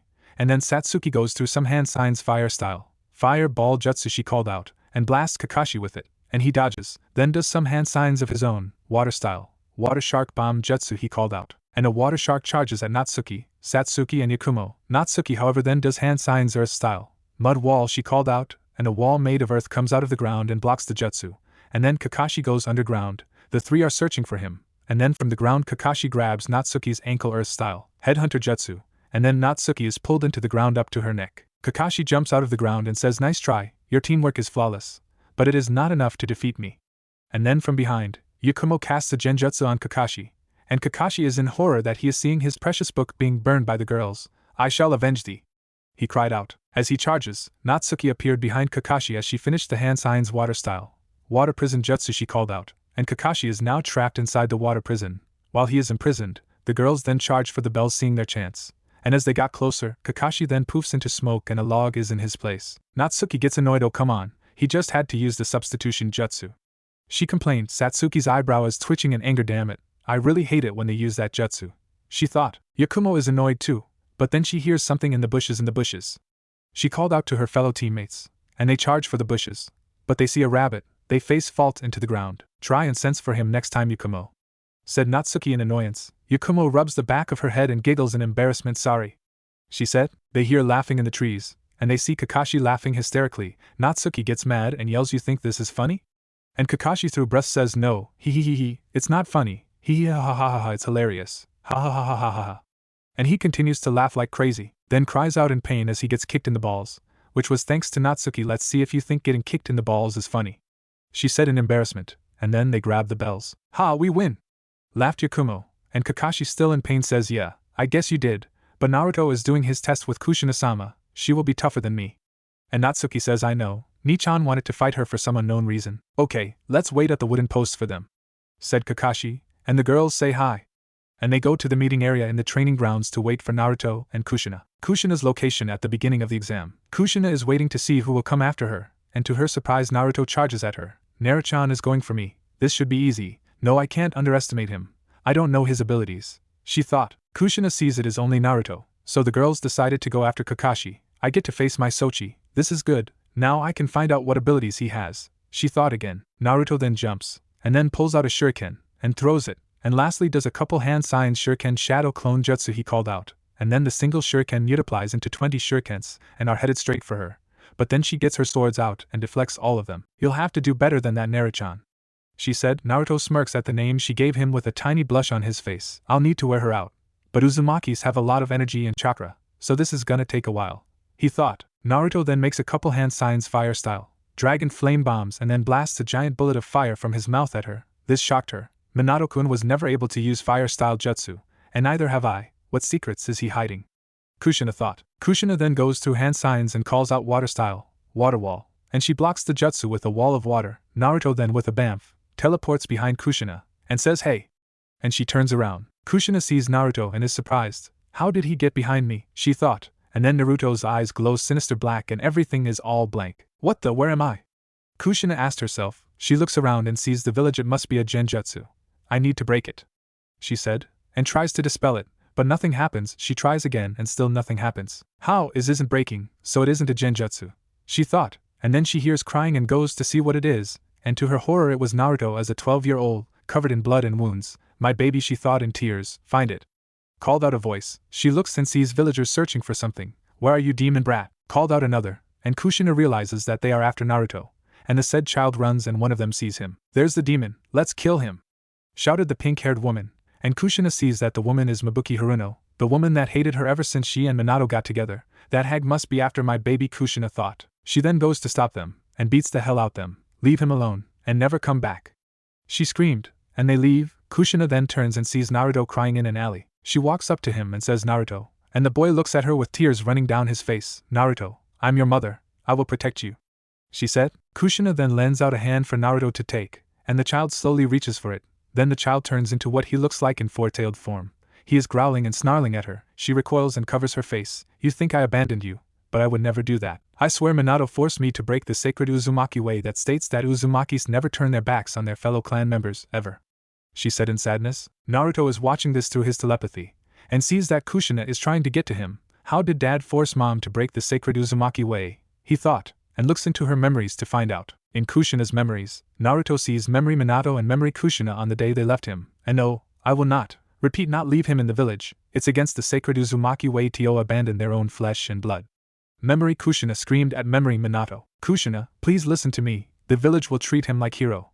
I promise you that I made sure that the villagers will treat him like a hero, said memory Minato with one hand on his chest and the other in the air. Naruto narrows his eyes at memory Minato. He senses lies in the voice, and he had Kushina fooled. But she wasn't convinced. But what if they treat him harshly, she asked, and Minato says I told Sarutobi to make them see him as a hero, he said. And how would you know? Asked / wailed Kushina. Kushina, I want you to trust me, please, he asked. But Minato-kun started. Kushina, trust me, or else I'll destroy the scroll of sealing from the Uzumaki clan, he said, losing his patience. Kushina is shocked. She never dreamed of Minato saying anything like that. You wouldn't, she challenged, and he looks at her with an annoyed look, and Kushina sees that there is no other way. And she looks down in defeat. Alright, I'll trust you, she said. Minato hugs her and says thank you, Kushina. But in his head, which Naruto can hear perfect, now Naruto will be made to suffer. He will be a powerful weapon for the village. End of memory. Naruto is in shock. His father was the reason he suffered all along. Minato, you will suffer for this, he shouted in his head. And Kyubi wakes up from the volume of the shout. What are you shouting for? I'm trying to sleep. Kyubi yawned. Sorry, Kyubi. I saw that Minato wanted me to suffer all along, he said to him. Show me the memory, said Kyubi, and Naruto shows the bijou the memory, and Kyubi snarls, when I get my claws on him, I'll make him feel like that he shouldn't have used a shadow clone to seal me into you. Yes, I want to kill him, but I will wait until he reveals his true nature and plans for me, thought Naruto. Yes, Kit, let's wait until he gets his evil intentions discovered, till he steps into his course of making Konoha unstoppable, he will be brought to justice. Said Kyuubi. Alright Kyuubi, thought Naruto, and Kyuubi goes back to sleep. Naruto then uses his magnetism manipulation to get the bell from Kushina's belt, and she didn't notice. I pass. But I know they only had 3 bells, so I'll give this to one of the girls who doesn't have a bell. He thought. Kushina is still in the illusion trying to get to her son Naruto. She is in tears now. Naruto, I'm sorry I wasn't there for when you needed me and to help you bear the burden of you being a Jinchuriki. But I'm here now. I want to teach you, get to know you, just please let me help you. She pleaded. The illusion of Naruto is still growling and snarling at her, but the real Naruto is now starting to cry. Naruto please, I want to be there for you from now on, me and your sister. I want us to be a family again, give us a chance please. She said while crying as she fell to her knees. Naruto for the first time in 10 years, cried in sadness, and he then releases the illusion and goes to Kushina mother. He said and he hugs her, and she gladly hugs him back in a tight grip. Their crying stops, and they look at each other. I forgive you, said Naruto in a soft voice. Kushina has a smile that she hasn't done since Naruto was born. She now felt hopeful again. I never wanted any harm to come to you, she said softly. I enjoy watching the scene where Dante successfully rescues Beatrice from the Inferno in the animated movie Dante's Inferno. That always warms my heart. Naruto then waves the bell in front of her. She gets surprised and reaches for her belt and finds it gone. What was that, Naruto-chan? What did you do? Asked Kushina, and Naruto says I'll tell you at Hokage Tower in private, I promise you that. Alright Naruto-chan, I'll let it slide until we're at Hokage Tower with the other 4, let's get to Kakashi and your teammates, said Kushina, and they walk to the wooden posts and they see them there. What took you so long? Asked Kakashi. Naruto got me with a genjutsu that even I couldn't break, explained Kushina, and Kakashi pales at this. If Naruto had a genjutsu like that, then not even Minato can break free from it. Kakashi notices the bell in Naruto's right hand. I see he got the bell from you, he said, and Kushina pouts at that. Don't rub it in, she grumbled. Well Naruto, what are you going to do with the bell? Asked Kakashi. Naruto looks at his teammates and sees that Satsuki doesn't have a bell, and to their surprise he tosses the bell to her. I'll give it to Satsuki-chan, and the true meaning of the test was teamwork, he said, and both Kakashi and Kushina are in shock at this. Natsuki, Satsuki and Yakumo are surprised as well. How did you know that, Naruto? Asked Kakashi, and Naruto smirks and says I've known all along, I just chose to keep it to myself, and I see that the girls got you together. And Kakashi is now in total shock that this genin figured it out so easily. Then you all pass, said Kakashi, and Kushina says yes, all 4 of you. And they are happy that they passed. We will tell Hokage-sama that you passed, said Kakashi, and Kushina then says but I want all 4 of you to come with us when we do. That got Kakashi's attention. Why?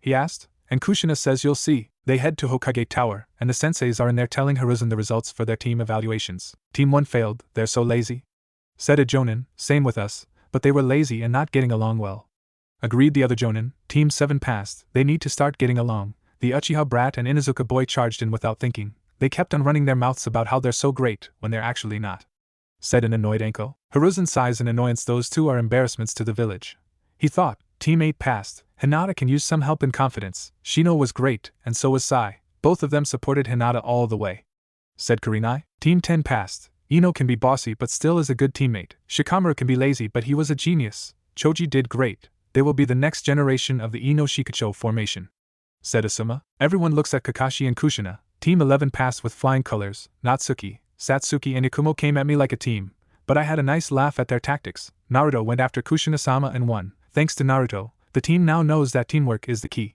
said Kakashi. I second that, said Kushina. That shocked everyone. Kakashi never passed a team and now he did. Very good. Now all jonins are dismissed, except for Kakashi, Kushina, Team 11, Anko, Kurenai and Asuma, said Hiruzen, and the jonins leave and the said jonins stay in the office as Hiruzen activates the privacy seals. Alright Kushina, explain how Naruto defeated you? Asked Hiruzen. Well, Naruto was unleashing some jutsus at me and I dodged and blocked them. But then Naruto somehow got behind me quickly, and lastly he got me in a genjutsu that even I couldn't break free, she explained. Everyone except Kakashi and Hiruzen has different reactions. Asuma was in shock, Kurenai has stars in her eyes at the mention of genjutsu, Anko is in awe at this and Naruto's 3 teammates are surprised at that. What did you see? Asked Kakashi. Kushina gets a sad look that everyone catches. Are you okay Kushina-sensei? Asked Kurenai, and Kushina says it's gonna be hard to talk about. And Hiruzen looks at Naruto and asks what did she see. Naruto. She saw me as a 12-year-old being chased by the civilians that wanted me dead. She fought them and won and tried to get to me, he said. And then what happened?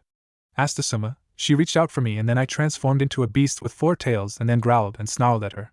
Naruto explained. You tested her heart, didn't you? Hiruzen asked, getting confused looks from the senseis and Yakumo, and widened eyes of realization from Natsuki and Satsuki. Yup, he answered. What do you mean, Hokage-sama?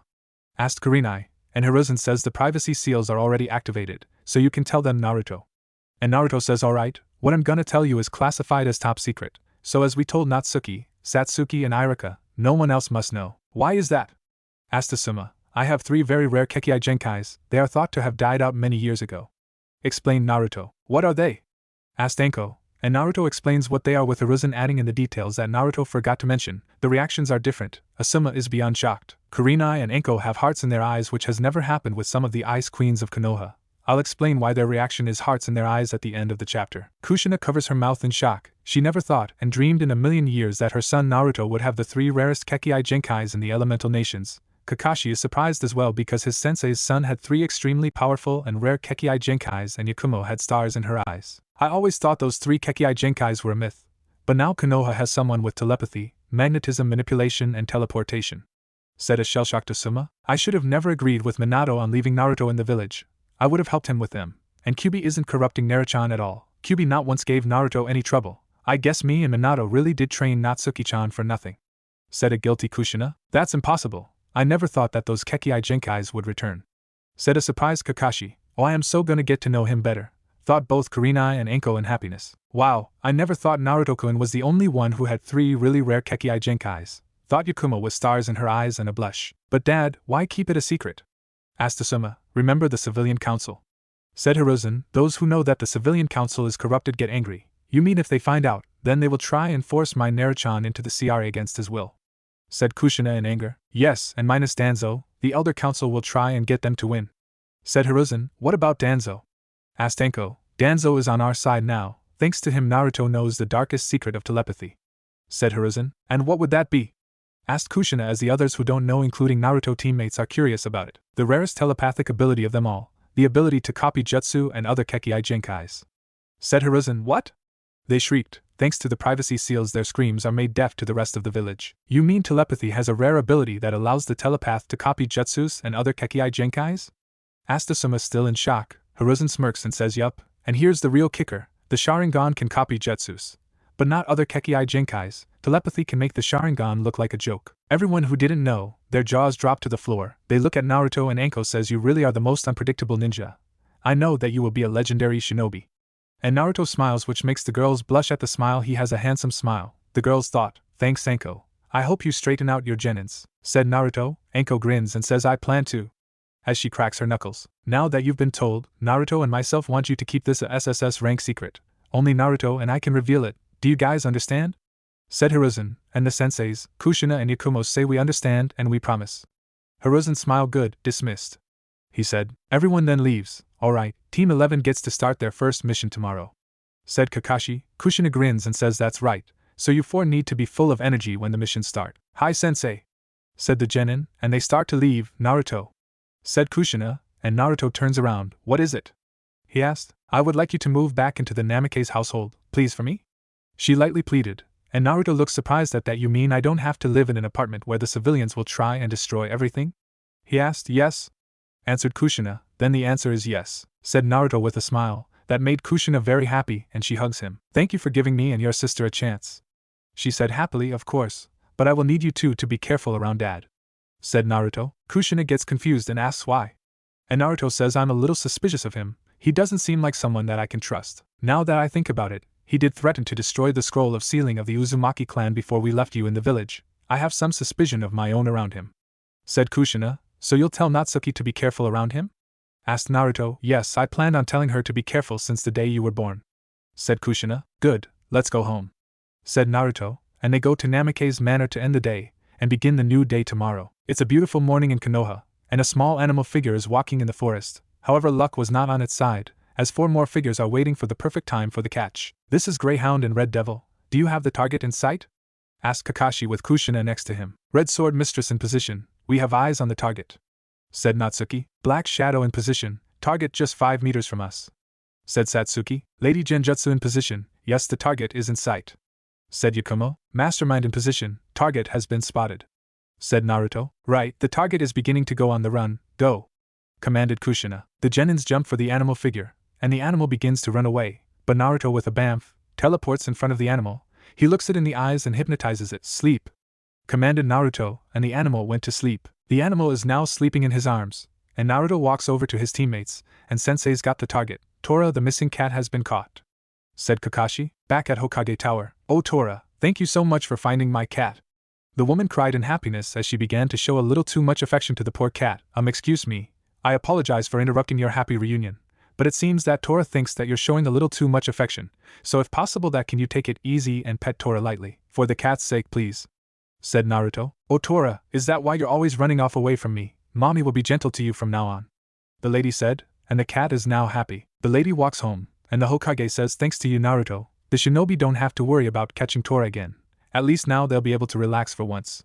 I hope so, said Naruto. Ah man, that was the third time we had to catch that damn cat. At least that we don't have to catch that cat again, said Natsuki in annoyance. I know, I don't think I can handle another D-rank mission, because that is just what civilians need to do, but they're just too damn lazy, agreed Satsuki. I'm sorry you too, but newly made genins need to start off with D-ranks until they are considered to be able to handle C-rank to higher rank missions, said Irika. Suddenly, Team 7 come in after they finished another D-rank mission, Sasuke being the snobba and arrogant spoiled brat that he has had the balls to say I'm sick of the D-ranks old man. An Uchiha elite like me needs a higher rank mission so the Uchiha isn't considered weak. And Kiba says for once I agree with the Uchiha, an alpha like me needs a high ranked mission to show others who the dominant one is.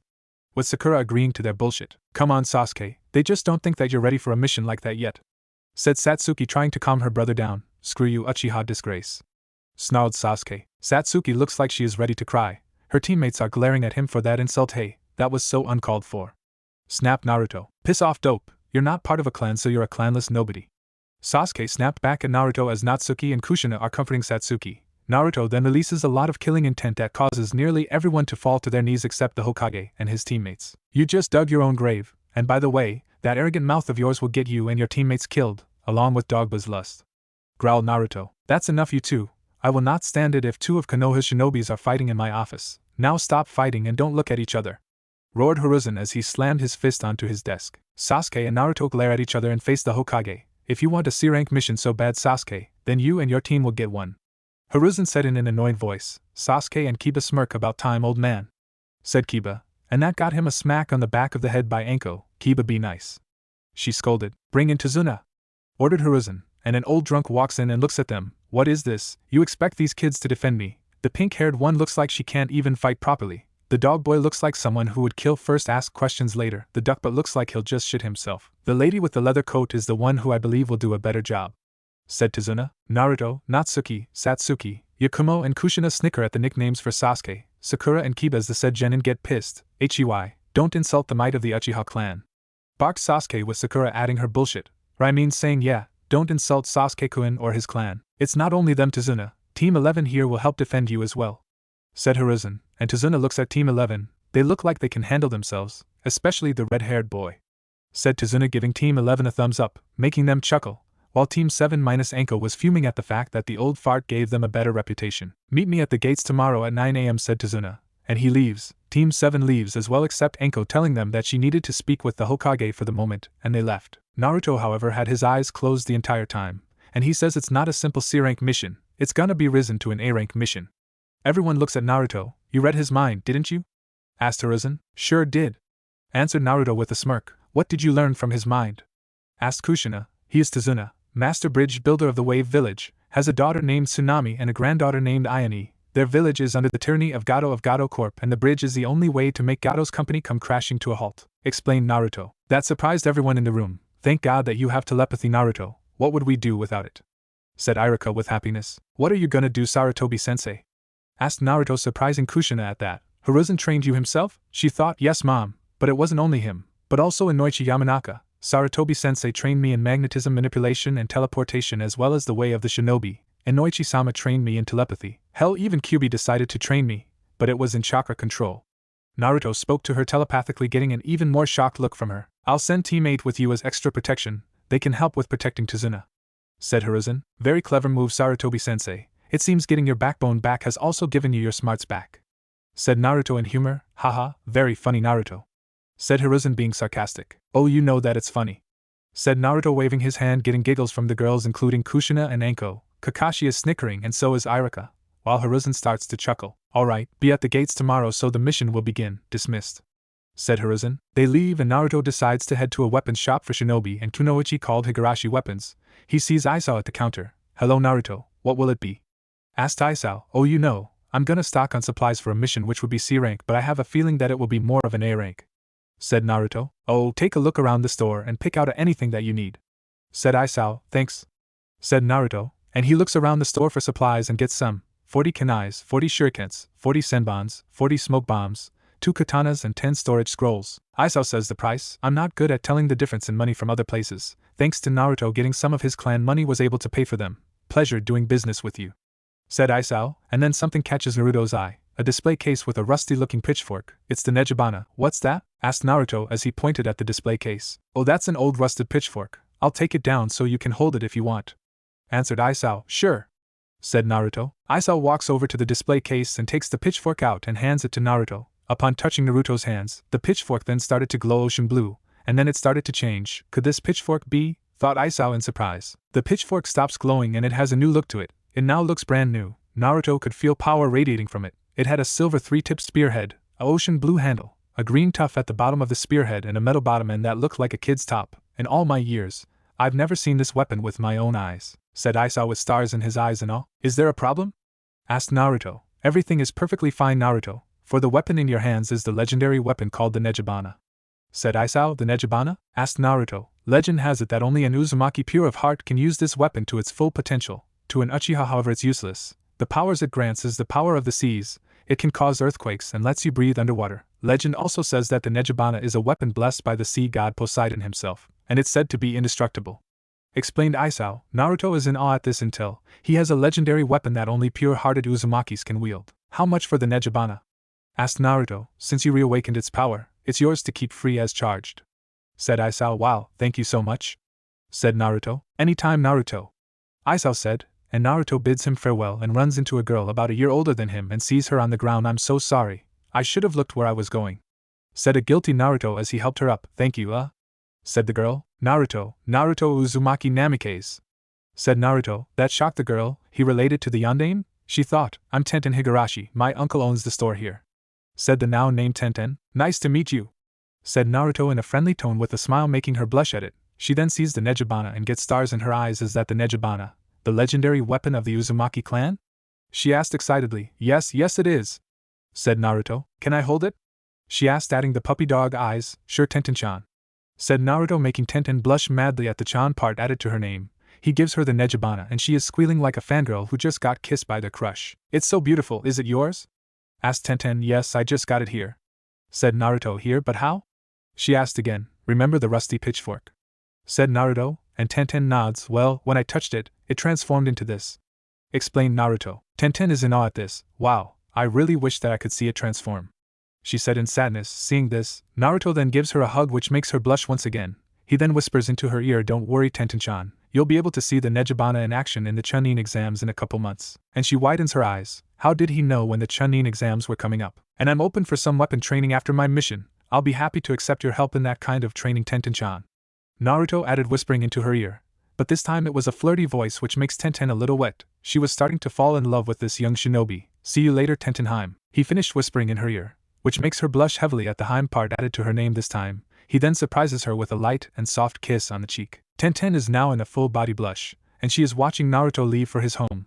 Her uncle was watching everything from the store with a grin. It now seems that his niece has a crush on the young telepath. Tenten walks into the store and sees her uncle grinning at her. Looks like somebody's in love, he said teasingly. Tenten blushes angrily. Shut up, she yelled at him. Back with Naruto. Naruto is walking home and he is thinking, I know that Tenten-heim is on a team, and her teammates are Niji Hyuga the cousin of Hinata Hyuga and Rock Lee the shinobi without the ability to mold chakra to use ninjutsu and genjutsu, but is a specialist in taijutsu, and her sensei is Mado Guy the green beast of Konoha.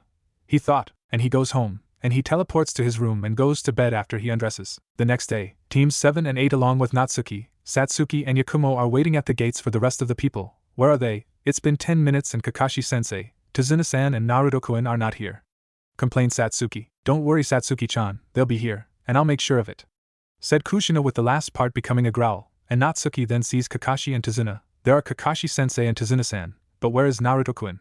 She asked. I dunno, replied Shino. Sorry we're late. A black cat crossed our path, so we had to take the long way," replied Kakashi. "That's the lamest excuse I've ever heard," said an angry Kushina. Then Naruto appears. "Sorry I'm late, my alarm clock didn't go off and it was a real pain to pack up my stuff," he said in an embarrassed voice as he rubbed the back of his head. "Now that we are here, do we have everything we need?" asked Kushina. Question: Why is Team 8 here with us?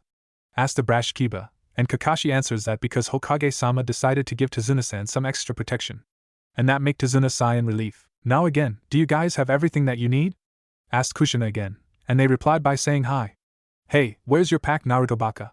Sakura asked rudely, which rewarded her glares from the female senseis and the girls. "I do have my stuff, they're just sealed inside of this scroll," said Naruto as he patted the scroll. Sakura huffed in anger as she couldn't embarrass Naruto. They accepted his answer, and they walk out the gate, and they are walking. Naruto is in the back with the girls while Kiba is in the front, leering at Natsuki, Satsuki and Hinata, and also having lustful thoughts on Kurenai, Anko and Kushina. Naruto heard his thoughts and telepathically tells the girls and female senseis the thoughts from Kiba's head, and they glare at him, making him tremble in fear. They notice the puddles on the road. Wow, what complete retards, the Demon Brothers, Gozu and Meizu. They are hired by Gato of Gato Corporation to assassinate Tazuna to stop him from completing the bridge, thought Naruto as he read their minds. As he predicted, the Demon Brothers jump out the moment they pass the puddles. Their clawed gauntlets wrap around the senseis and rip them to pieces. 4 down, said Gozu. Sakura screams and teams 7, 8, and 11 minus Naruto get into position in shielding Tazuna, who is trembling. Naruto, however, was calm as a bear and twitched one of his fingers, and the metal gauntlets that were going for the group came to a halt, which shocked everyone, especially the Demon Brothers. It can't be, thought Meizu. Naruto then gets out one of his katanas and slashes them in the gut, and everyone is shocked to the core. What? No, impossible, thought the Demon Brothers, and they dropped to the ground. They were dead before they even hit the ground. I really don't like killing, but I will if I have no other choice, said Naruto in regret. Come on out, senseis, I know you're hiding in the trees, called out Naruto. What are you talking about, you baka? They're dead, asked Sakura, who was by far the most clueless kunoichi in the elemental nations. Look, they're fool, said Satsuki, and Sakura looks where the senseis were killed and sees a bunch of pieces of logs. They used the substitution jutsu before that happened, explained Natsuki. Oh, I knew that, said a stupid Kiba. No you didn't, thought everyone in annoyance. And the senseis come out. Well done, Naruto, you successfully defeated the enemy without putting up much of an effort, and well done to you guys as well, you got into position to protect the bridge builder, said Kakashi. Sensei, who were those guys? asked Hinata, and Naruto says the Demon Brothers. They are Rouge ninjas from the Mist Village. They went Rouge after the failed assassination attempt on the Mizuki's life because of a bloodline rebellion. And Sakura arrogantly says Sasuke-kun could do better, getting groans from the senseis and the members from teams 8 and 11. Tazuna, are you going to tell the truth on why they are after you? asked Kakashi, and Tazuna begins to sweat. I don't know what you're talking about. He lied. Really now, you have Rouge ninjas after you, and they are hired by Gato of Gato Corporation, and their main target is you, said Naruto. Tazuna looks down in shame. Alright, you got me. The tyrant Gato is draining the Wave Village dry. I don't have enough for an A-rank mission because of how poor we are in Wave, he explained. So, anybody wanna continue on this mission? asked Kakashi, and all the genin says hi, and Naruto then takes the gauntlets and seals them into a green scroll, and seals the bodies into a red scroll. What are you doing, baka? asked Sakura and got glared at by Kushina. What? she asked in cluelessness. He's my son, and Minato's as well, said Kushina, shocking those who chose to refuse to accept it. Sakura is now looks like she's seen a ghost as she was told that, and she feels that her life was forfeit. You see, Sakura, I'm sealing the gauntlets because they'll come in handy someday, and I'm sealing the bodies so I can get the bounty for the Demon Brothers, said Naruto. How high are their bounties? asked Hinata. They are B-rank rogue ninjas, and their bounty is 500,000 yen, said Naruto, shocking everyone except the senseis. Now we should be heading to Wave. Some more of Gato's henchmen might still be out there, said Tazuna, wanting to get to Wave ASAP, and they head down to the Wave Village, at Gato's hideout. What do you mean they failed? I had good money for them and they failed trying to kill him, yelled the old midget. Stop whining, said a scary voice as he got his huge blade and held it near Gato's throat, preparing for the strike. It looks like that I'll have to go and take the old man down myself, said the tall man. You better, I'm not in the mood for more failure, warned Gato. Back with the gang. They're taking a boat over to the other side of the huge river. We're nearing the other side of the river, but that is as far as I'm gonna get you, said the boatman. How long will we have to be on this stinking boat? complained Kiba a little loudly. Quiet, fool. You want them to hear us? ordered the boatman as he looked around to see if anyone heard. Much to his relief, no one did. Sensei, are there any ninjas in the Wave Village? asked Sakura. I'm afraid not, Sakura. Wave doesn't have shinobis nor kunoichis at all, said Kakashi. Why? she asked again. Not all villages have ninjas, Sakura.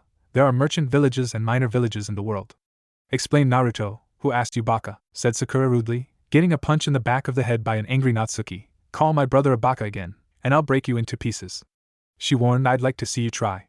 Sakura challenged. Natsuki gets a katana out and says let's do it. Sakura is now scared. Sakura, there is something about the Uzumaki clan that you need to know, and it's that every Uzumaki has a bad temper, so never piss an Uzumaki off, unless you have a death wish, said Kakashi, and Sakura quickly agreed, getting an image of a very pissed off Uzumaki. Natsuki puts her katana away and glares at Sakura, who is regretting disrespecting Naruto a little. Suddenly the bushes start to ruffle and Naruto throws a kunai into the bushes. Naruto walks into the bushes and comes out with a white rabbit. Naruto, you nearly killed a poor defenseless rabbit, shrieks Sakura, making everyone except Naruto face fault into the ground. Man, she really is an idiot, and yet she calls Naruto an idiot. You really are a fool. This rabbit is white, which means it's a winter coat, and it's the summer, that means it needs to be brown, said Naruto in an annoyed tone, making Sakura uneasy at it. That means it was raised indoors, it was used as a substitution, added Satsuki. Kakashi then senses something coming from behind, and yells out, get down! And everyone gets down, with Kakashi pulling Tazuna down. A massive blade spins over them and strikes a tree, and a lone figure is standing on the blade. They all look at him. Is somebody gonna tell him that he's standing the wrong way, or is he overcompensating for something? Said Naruto, making the girls giggle, and the guys snickering. I admit that was pretty funny, thought Kiba as he snickered with Sasuke. The man gets an anger vein on his head and barks, watch who while you are talking to, brat, I could kill you in a heartbeat. And Naruto smirks and says good luck with that. Kakashi walks up and says, Zabuza Momochi, the demon of the bloody mist, A-rank rogue ninja, you need to be careful with him, making some of the genin to get uneasy, Kiba, Sakura and Sasuke to be exact. Zabuza then says, Kakashi of the Sharingan Eye, Kurenai the Genjutsu mistress, Anko the snake princess, and Kushina the red death of Konoha, did I get them right? Sasuke is shocked at this until, Sharingan Eye, how can he have the Sharingan? Only an Uchiha wields that kind of power.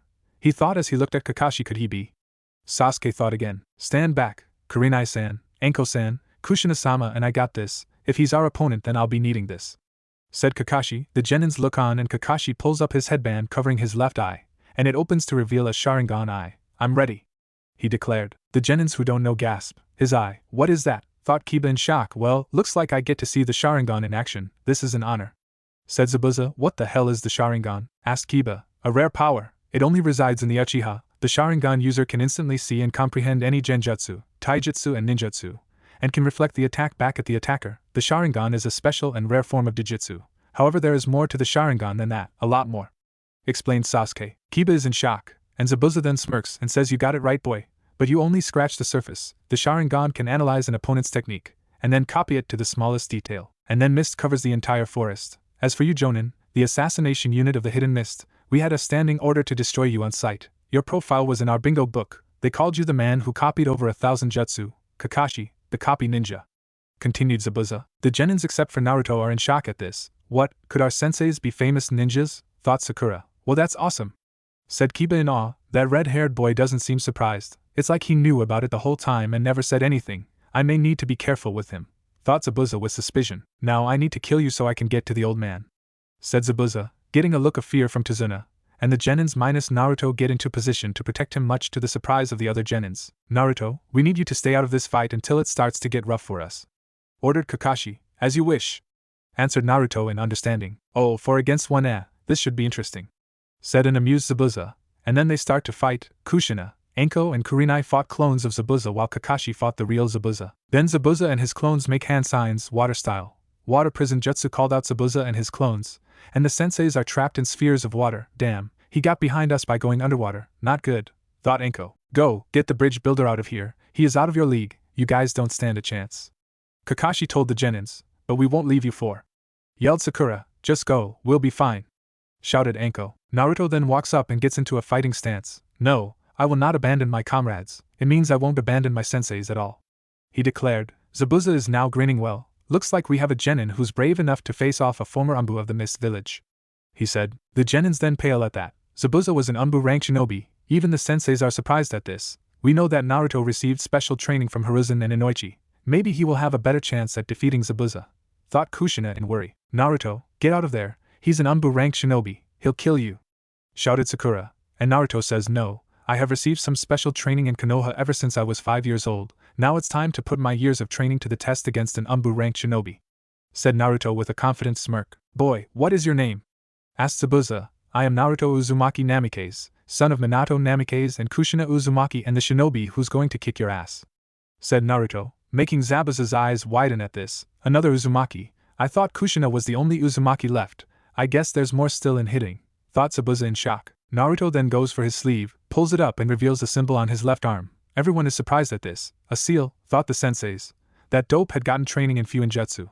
I will need to get him to teach me that power so I can kill Itachi, thought Sasuke in anger. Naruto then bites his thumb and swipes the blood on the seal, and then the seal poofs smoke. As the smoke cleared, everyone is in shock and awe at what they saw. There in Naruto's hands was the famous Nejibana. Naruto gave the Nejibana a few twirls and swipes. Is that what I think it is? Thought Kakashi in awe. What? How does he have it? Kurenai screamed in her head from the shock she is in. It can't be, thought Zabuza in awe, causing him to lose focus on holding up the water prison jutsu.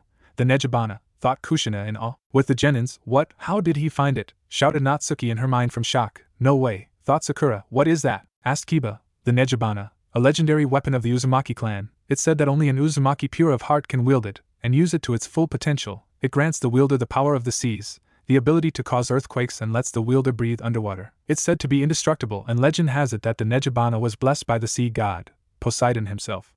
Explained Sakura. How many legendary weapons of the Uzumaki clan are there? Asked Kiba. There is a total of 7. Said Natsuki. Well, brat, looks like I get to fight you in a weapons battle. The Kubikarabocho versus the Nejibana. This battle will be legendary. Said Zabuza with a grin. It will be legendary indeed. Agreed Naruto. Then Naruto and Zabuza clash. The onlookers are in awe that Naruto is going toe-to-toe with Zabuza, a member of the 7 Swordsmen of the Mist. Naruto then goes through some hand signs fire style. Fireball Jutsu called out Naruto and blows a huge ball of fire at Zabuza. Zabuza then goes throughout some hand signs himself. Water style. Water Dragon Jutsu Zabuza called out. When it was about to hit, Naruto with a bamf teleported behind Zabuza, much to his shock. How did you get behind me? He shouted. That's my secret, answered Naruto with a playful grin, and then grabs his head and reads Zabuza's mind, copying what Jutsu Zabuza knew, learning what he did and about when Zabuza was told to kill Tazuna by Gato. As Naruto was about to finish off Zabuza, 2 Senbon needles flew through the air and struck Zabuza in the side of the neck, causing Naruto to let go. Naruto then looks at where the needles came from, and saw a woman in a mask. I thank you for finding him. I've been hunting him down for months. You have my gratitude, she said. Naruto then checks for a pulse on Zabuza and finds none, a death-like state. That means he must be Zabuza's partner, thought Naruto. And then the hunter Nin shunshin to Zabuza's dead body, and then shunshin away, and the senseis walk up to Naruto and Kakashi says, well done Naruto, that special training has paid off. And Kushina says, you did great Naruto-kun, and I'm surprised that you have the Nejibana. We are going to need an explanation from you, mister. Naruto then feels a little lightheaded and collapses. Naruto called his teammates. It's alright, he just used up a lot of chakra, nothing that some bed rest can fix, said Kakashi. Alright, my house is not that far from here, I'll lead you to it, said Tazuna, and the teams follow him. Naruto was being carried by Kushina. The girls couldn't help but blush at how peaceful Naruto looked. He looks so cute when he's asleep, thought the girls. Naruto wakes up to the sunlight and finds himself in a bed. He sits up and sees his teammates and senseis by his bedside. How are you feeling, Naruto-kun? Asked Natsuki worriedly. Naruto smiles and says a little better. Naruto tries to sit up, but Kushina stops him and gently pushes him back onto the bed. Naruto-chan, you need your rest, you suffered chakra exhaustion, she said. Kushina was just as worried as Natsuki. Right, said Naruto. So sensei, who was that girl that defeated Zabuza? Asked Sakura. That was a hunter Nin from the mist. They are trained in knowing the human body and its weak points, answered Kakashi. And then Hinata asks how come she took the body with her instead of destroying it on the spot. If she really was a hunter ninja from the mist, then she would have destroyed the body on the spot immediately. But she took it with her because she's his accomplice, Naruto said with a smirk. Sakura was about to berate him about who asked him, but she remembered Natsuki's threat and wisely kept her mouth shut. That's correct, Naruto. It seems you were suspicious about her, said Kakashi with an eye smile. Then a beautiful young woman walks in with a cup of water. Here you go, this should help you, she said as she handed the cup to Naruto. Thank you, ma'am, he said politely. Call me Tsunami, said the now named Tsunami, who has a small blush at his looks. Sure, answered Naruto. What are you guys talking about? You demolished that assassin, said a clueless Tazuna, and Kakashi says here's the truth, Zabuza is still alive. And Sakura, Kiba and Tazuna are in shock, while Tsunami's eyes widen. But Naruto checked his pulse. He said no heartbeat, said a clueless Sakura. His heart did stop, but that was only a temporary state, explained Naruto. How did you figure that out, Naruto-kun? Asked Natsuki, and Naruto reaches into his pouch and pulls out a Senbon needle. This is what that hunter Nin used to take Zabuza down. Anyone care to guess what this is? Asked Naruto with a smirk. Sasuke gets a look of shock. Throwing needles, he said. Correct, these are Senbon needles and they are used for acupuncture, but the needles struck Zabuza in the neck, putting him in a death-like state, said Kushina in wisdom. But how did she know which spot to strike for a death-like state? Asked Sakura. Hunter Nin are also Anbu. You see, Anbu are trained to know the human body and its weak points. That's what makes Anbu ninjas so terrifying, explained Naruto. Very good, Naruto. Maybe you should have been made a Jonin instead of a Genin, said Kakashi. Hokage-sama is thinking about promoting me after the Chunin exams, thought Naruto. How can he be a Jonin? He doesn't even look strong, asked the clueless Sakura. You see, Naruto had received special training from some powerful shinobi so that he can defend himself. Naruto was always been someone who couldn't fight back until the Hokage decided to put a stop to it, lied Kakashi. But it wasn't a total lie. Kakashi wanted to keep Naruto's unusual Kekkei Genkais a secret even from these genin. Ah, come on, we want to know, pleaded Sakura in tears at wanting to know how Naruto was so strong. This made Sasuke very curious about it as well, and Naruto then says, Sakura, sometimes it's better not to know, because knowing too much can be bad for you. Naruto-chan, how did you come to possess Nejibana, a legendary weapon of the Uzumaki clan? Asked Kushina wanting to know, and Naruto says, I got it in a weapons shop in Konoha, one that actually accepts me. I happened to notice this as a rusty pitchfork in a display case, and the owner Isao Higurashi let me look at it while I held it in my hands, and when it came into my hands, it transformed into this. This made everyone shocked. It shocked Tazuna the most because he knows about the legendary weapons of the Uzumaki clan. Okay, can someone tell me what the legendary weapons of the Uzumaki clan are? Asked the really confused Kiba, and Tazuna walks to his desk and bring out an ancient-looking book. This will show you everything you need to know about them, said Tazuna as he gave Naruto the book so he can read what the other weapons are. Naruto opens the book to the page that has the info on the legendary weapons of the Uzumaki clan. Here it is, the legend of the weapons of the Uzumaki clan, said Naruto, and Natsuki asks, can you read it, Naruto-kun? And Naruto says, sure can. Over 1,000 years ago, an Uzumaki by the name of Totosai watched as his clan members were being used for slavery. Young Totosai wanted to bring peace, love and hope to his clan and to others, so he decided to forge 7 magical weapons that could be the backbone for giving the Uzumaki clan so much hope and courage. In his 10 years of forging, Totosai made 7 powerful weapons for his clan. Nejibana, the weapon forged from the fang of the legendary sea monster, the Kraken. It can grant the wielder power over the seas, allows the wielder to breathe underwater, cause earthquakes, and is said to be indestructible. Zangetsu, the weapon forged from a moonstone that fell to earth from the moon. It can grant the wielder the ability to stop major bleeding, can enhance the wielder's strength and speed, the ability to make clones at will to outnumber his/her opponent, and grants teleportation powers to the wielder. Hyorimaru, the weapon forged from the bones of an ice dragon. It grants the wielder enhanced speed and gives its wielder the ability to generate ice to freeze and obliterate the enemy into pieces. Ryujin Jaka, the weapon forged from the ashes of a phoenix. It grants the wielder complete control over fire, can produce a fire so powerful it can be nearly impossible to cut through and put out, a fire that reduces all creation to ash. Tesega, the weapon forged from the fangs of the king of the dog demons. It grants the wielder the ability to slay 1,000 lives in one swing. It also has other abilities that the wielder needs to discover. Tensiga, the weapon forged from the blood of an archangel losing blood while fighting a demon. It grants the wielder the ability to save 1,000 lives in one swing, purify the cursed and heal the sick, even grants the wielder the power to send the most corrupted tyrants and enemies to the netherworld and can produce a barrier to protect the wielder. And the most powerful and most terrifying weapon that Totosai ever created. A weapon forged from the fires of hell, the light of the heavens and the life of the earth. It is a sword called Mokashiroku, a word that means apocalypse. Mokashiroku, it grants the wielder unimaginable power, the ability to alter fate, reality, time and space, and this weapon is the key to the beginning of the apocalypse, and Totosai communicated with the gods that Mokashiroku would only be used as a last resort, only to be used if it's absolutely necessary. The gods agreed that Mokashiroku would be used when its services would be needed, and Totosai needed to find worthy candidates for these powerful weapons, and he found some in his own clan. Kaien Uzumaki was given the Nejibana, Ichigo Uzumaki was given Zangetsu, Toshiro Uzumaki was given Hyorimaru, Genryosai Uzumaki was given Ryujin Jaka, Inuyasha Uzumaki was given Tesega, and Sesshomaru Uzumaki was given Tensiga. The 6 have fought against the powerful foe that was the mastermind who started the slavery of the Uzumaki clan. His name is Akuma Shidoka. The 6 warriors were closing in on victory when Akuma suddenly unleashed a powerful beast onto the elemental nations, Leviathan. The 6 Uzumaki warriors were close to defeat, but Totosai sees this as the perfect moment to use Mokashiroku. He finds a perfect warrior of the Uzumaki clan to defeat the Leviathan. The name of the worthy Uzumaki is Senso Uzumaki. With the help of Senso Uzumaki, the other 6 were able to defeat Leviathan and banished it into the underworld, hoping that he wouldn't rise again. And Akuma was captured, and the Uzumakis locked him in a deep dungeon, and Akuma was chained to the floor. But the Uzumaki clan was afraid that Akuma would escape and terrorize them again, so they sealed him away inside a black coffin, never to be opened. The 7 Uzumaki were hailed as heroes, and Totosai was granted the status of clan head of the Uzumaki clan for creating such powerful weapons to save them. he also decided that if Leviathan returns and an evil just as bad as Akuma were to rise to get control of the elemental nations, then one of his descendants would be the one to stop the corruption and the evil in the world. Then many years later, the Uzumaki clan were ambushed by 3 of the major villages, Iwa, Kiri and Kumo, with help of the Uchihas. Thanks to Madara, the Yuzushiogakure was destroyed. But Totosai, who was still alive, escaped with other members of the clan that survived. Just before Totosai went into hiding, he ordered his fellow clan members to seal away the weapons and the jutsu of the Uzumaki clan until a direct descendant of Totosai comes to claim it. But he wanted them to make special hiding spots for the legendary weapons, for no one can use them for their own selfish gains. Totosai himself declared that he would guard Mokashiroku until its services are once again needed. So he disappeared into the nations, and was never seen again. That's the end of the legend,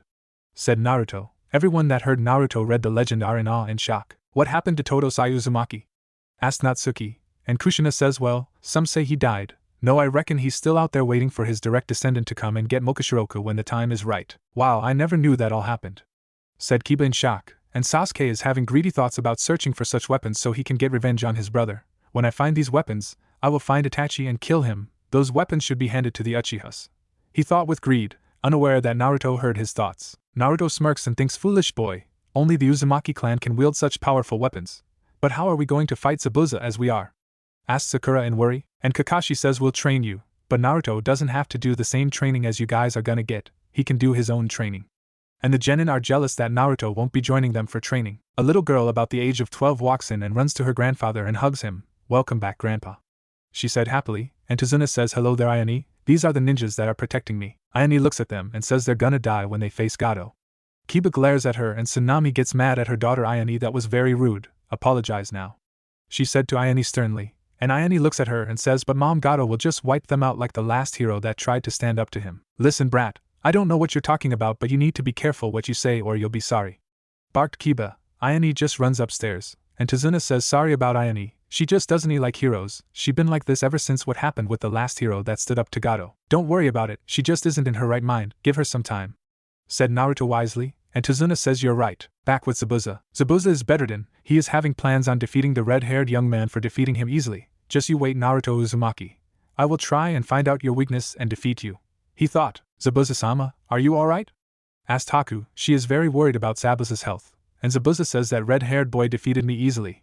Next time I'll drive him to his knees. Zabuza-sama, you shouldn't push yourself, you'll only shorten your lifespan, said Haku, and Zabuza decides to rest. Fine, but next time I'll defeat him, he darkly said. I'll go get some herbs for you, you'll need them to get better, said Haku, and Zabuza says go ahead, just don't take too long. Haku then walks to her room, and she changes to a kimono and lets her hair flow, and she takes a basket to collect herbs. Back with the gang, Kakashi and the other Jonin senseis are training their genins while Naruto is training near the river. Naruto at the river, alright, time for some telepathy training, he said, and then goes into meditation state and focuses. Naruto concentrates and slows his breathing. He then reaches out to the water to make some water levitate into a bubble-like appearance. As he does this, Kushina, Enko, Kurenai and Kakashi decide to watch. Naruto keeps focusing and then finally, a large bubble of water appears levitating above the river with an added bonus of some fish inside with the exception of a couple sharks, dolphins, octopus and eels. The hidden audience is in awe at the display. Naruto could possibly surpass the first ever telepath,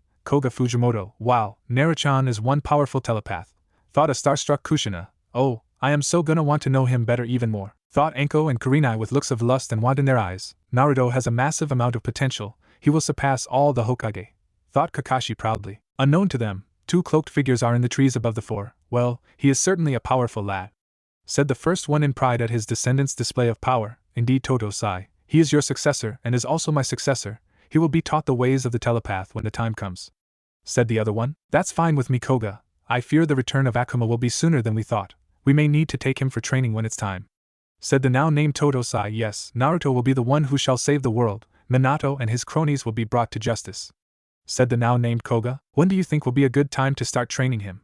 Asked Totosai. About a year, but that should be enough time to get some more of the citizens of Konoha onto his side so he can rebel against Minato's corruption in the future, said Koga. Totosai nods at Koga's decision. They go back to their respected hideouts and wait until it's time to train Naruto, and Naruto is opening his eyes and he sees that he did it. He grins excitedly and starts to laugh. I did it, I can manipulate water with my telepathy, he thought proudly. He lets the water go back down into the river and he stands back up. Yes, I did it, he declared, and Kushina along with Kakashi, Enko and Kurenai walk out. That was very impressive, Naruto, said Kushina in a proud voice. Naruto looks behind himself and sees his mother and the other senseis clapping for him. That was a magnificent display of power, Naruto-kun, said Kurenai, and Anko says that was awesome. Naruto blushes a little at the compliments that Kurenai and Anko gave him. I think it's time to know what your chakra nature is, said Kakashi with an eye smile, and Naruto is shocked at this. My chakra natures?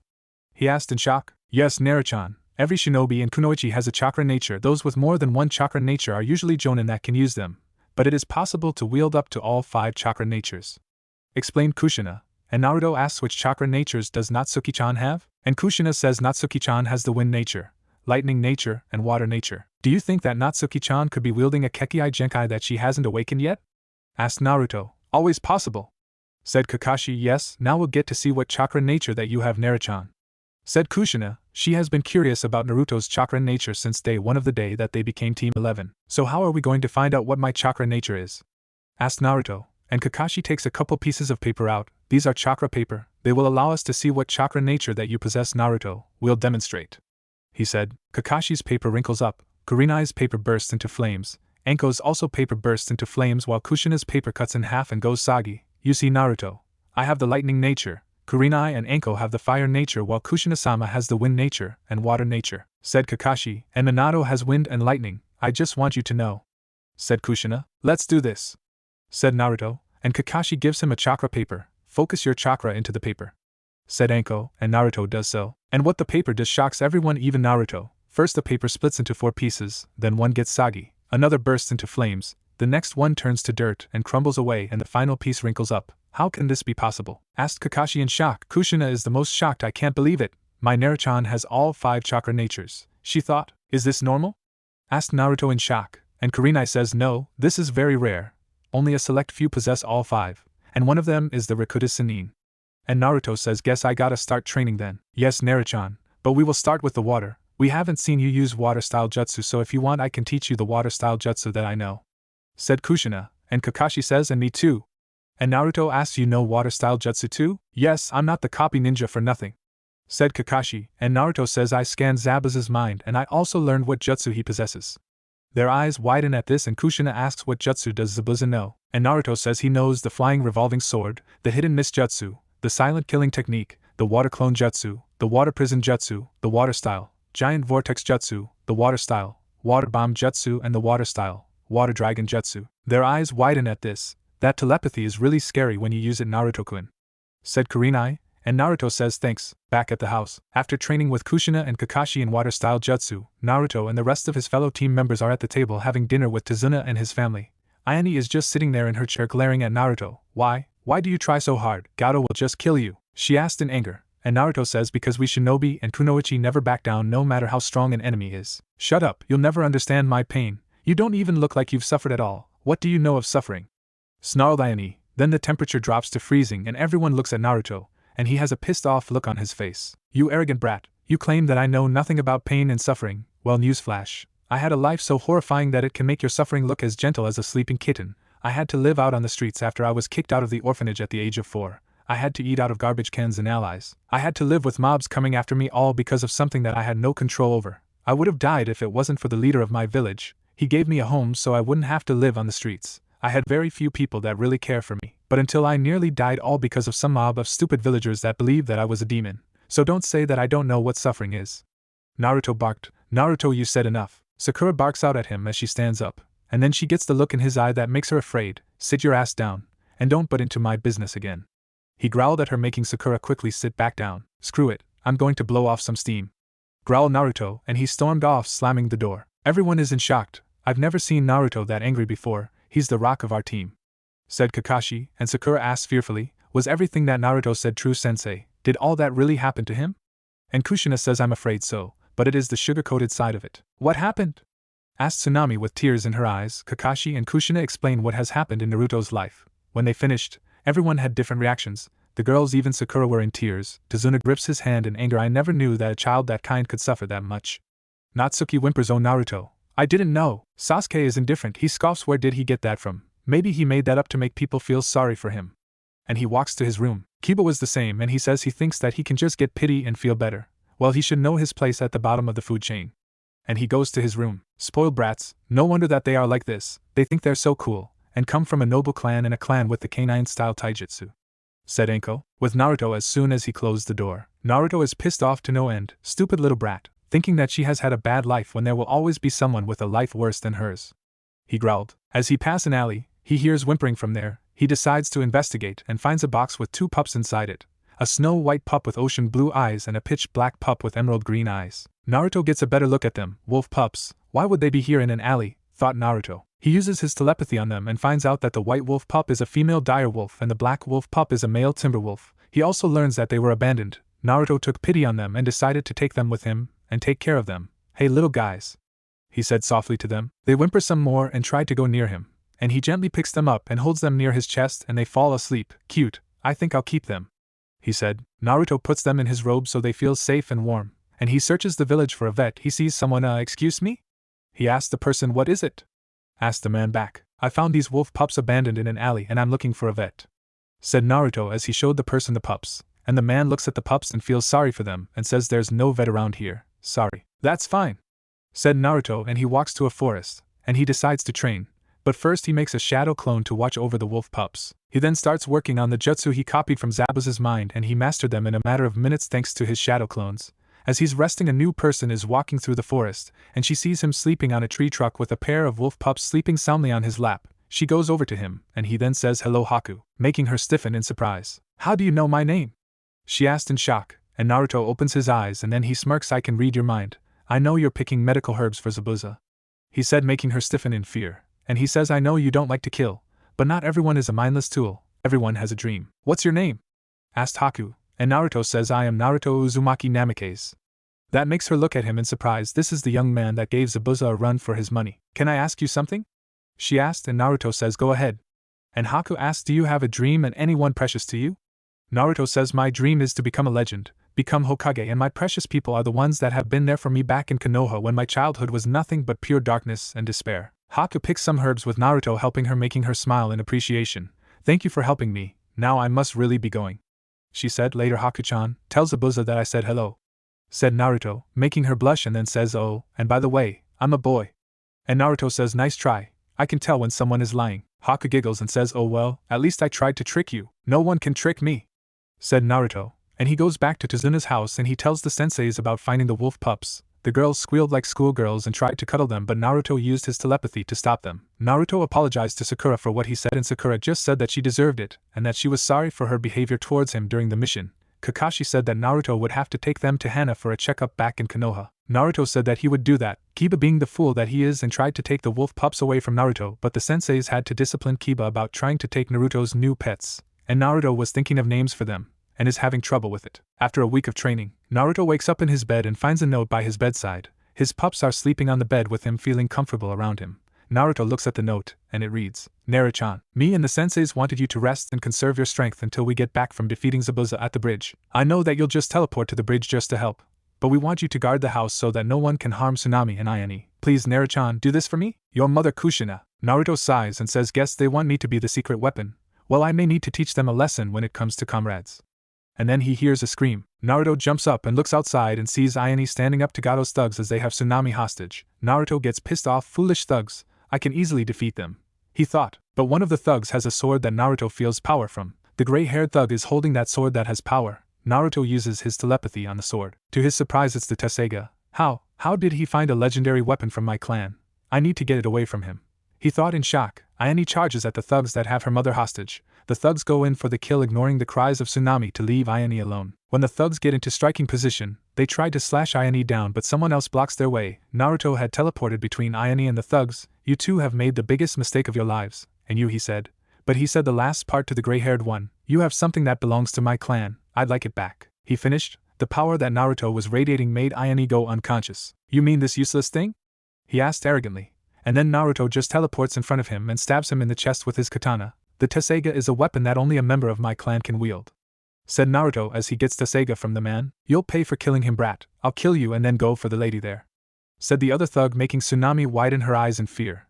But Naruto unsheathes Tesseiga and swings at him as Tesseiga takes a different form. As the blade becomes huge, he sliced the thug's head off. Naruto sheathes Tesseiga as it goes back to sealed form. He goes to Tsunami and frees her. "Thank you, Naruto," she said, and Naruto says no problem. Naruto was about to head towards the bridge until Tsunami grabs his hand, turns him around and just slams her lips onto his. This surprised Naruto as no woman did this to him. They separate and Naruto says wasn't expecting that. And Tsunami with a blush says I'm sorry Naruto, but I love you. That shocked Naruto even more. He then smiles, thank you Tsunami-chan, I really appreciate that. He said, Naruto-kun, I overheard the thugs say that there are females being shipped to Gato from other countries. Please save them so they don't suffer a fate worse than death. She pleaded to him. Naruto then gets angry, damn that little man to hell, I'll make him suffer for that. He growled, making Tsunami shiver with lust and want. Go get him, said Tsunami with determination, and Naruto grins and teleports to the river after he makes a shadow clone to protect Tsunami, Ayane and the pups, and sees the boat with 4 females that are beautiful to his eyes. One was blonde with a Kumo headband, dark eyes and umbu-style clothing. Another has dark skin with green hair and orange eyes. She was also wearing a white short sleeveless midriff with a fishnet armor under it, long white armlets and fishnet shorts with a short white apron skirt over it. The third one has long reddish-brown hair under a bandana, bluish-green eyes and a mole under her left eye adding more beauty to her. The last one has long orange hair, brown eyes, wearing a gray vest and a pair of brown knee-length shorts. Naruto growls at this. He absolutely despised rapists and Gato was so going to die for this. Naruto uses his magnetism manipulation on the boat, and it levitates into the air, and then Naruto crushes it after making a shadow clone to get the 4 females off the boat. The girl with blonde hair says thank you so much for saving us. Naruto smiles at them, you're welcome, he said. The smile he gave them made them blush a little. Who are you? Asked the green-haired girl. I am Naruto Uzumaki Namikaze, son of Minato Namikaze and Kushina Uzumaki. I'm also the Jinchuriki of the Kyuubi, said Naruto, making their eyes widen. This is the son of the Yondaime Hokage. I am Yujito ni, Jinchuriki of the Nibi, said the blonde girl. I'm Fu, Jinchuriki of the Nanabai, said the green-haired girl. I'm Amaru, an apprentice doctor, said the reddish-brown-haired girl. I'm Sasami Fuma, a former member of the Fuma clan, until I was banished, said the orange-haired girl. Banished? How did that happen? Asked Naruto, and Sasami says because I went against the beliefs that the rest of the Fuma clan members had when they joined Orochimaru. And Naruto says I'm sorry to hear that. And Sasami smiles, thank you, she said sweetly. Okay, now I gotta get to the bridge, said Naruto, and the girls get confused. Why? Asked Amaru. Because my teammates are up there, they're fighting Zabuza Momochi and I need to assist them, explained Naruto. Can we come, we can offer backup? Asked Fu, and Naruto says sure, I appreciate the help. He holds out his hand and they grab on and he teleports to the bridge. At the bridge, before Naruto woke up, Kakashi and his fellow team members are on the bridge with Tazuna. We need to be ready, we don't know what they'll be planning, said Kakashi, and Sasuke just grunts. They won't last against me, I'm an Uchiha, an elite, he boasts. The others groan, oh boy, he's gonna get us killed if he keeps on bragging about his clan being so great. They thought. What? Gasped Tazuna in shock at what he saw. All the bridge builders are on the ground unconscious. What happened here? They're on the ground? Asked Kakashi in confusion. Then he notices the mist appearing. Oh no, he thought. Everyone into position, we're not alone, he orders, and they get into position and hear a voice all too familiar. Well Kakashi, we meet again, and I hope your little genin are going to fight this time. That Naruto boy is worthy of being a swords master and a worthy opponent. Kakashi and the other senseis are shivering in fear. He wants to fight Naruto-chan, he just wants to settle the score with him, thought Kushina in worry. Sasuke is shaking and then Zabuza says, well, looks like one of your genin is shaking in their shoes. I guess he's afraid that he'll lose. And Sasuke says, I'm not shaking from fear, I'm shaking with excitement. The senseis look at him and think bullshit, he's scared. Well Haku, guess you can get the so-called Uchiha elite, said Zabuza. As you wish Zabuza-sama, said Haku, and she charges at Sasuke while Sasuke charges her. Haku and Sasuke clash with Kunai and Senban. You've gotten better Uchiha, she said, and Sasuke says this is nothing, nobody can stop an Uchiha.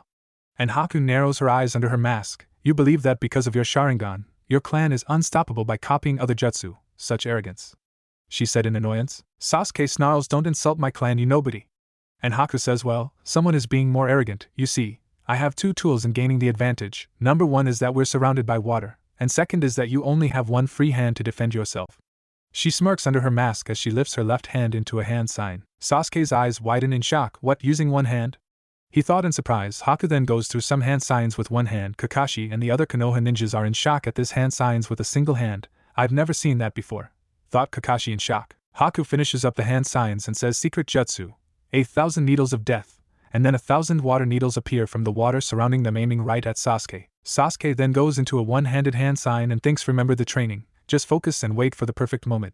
The needles now move full speed at him, and he dodges. And Sasuke says, that won't get me.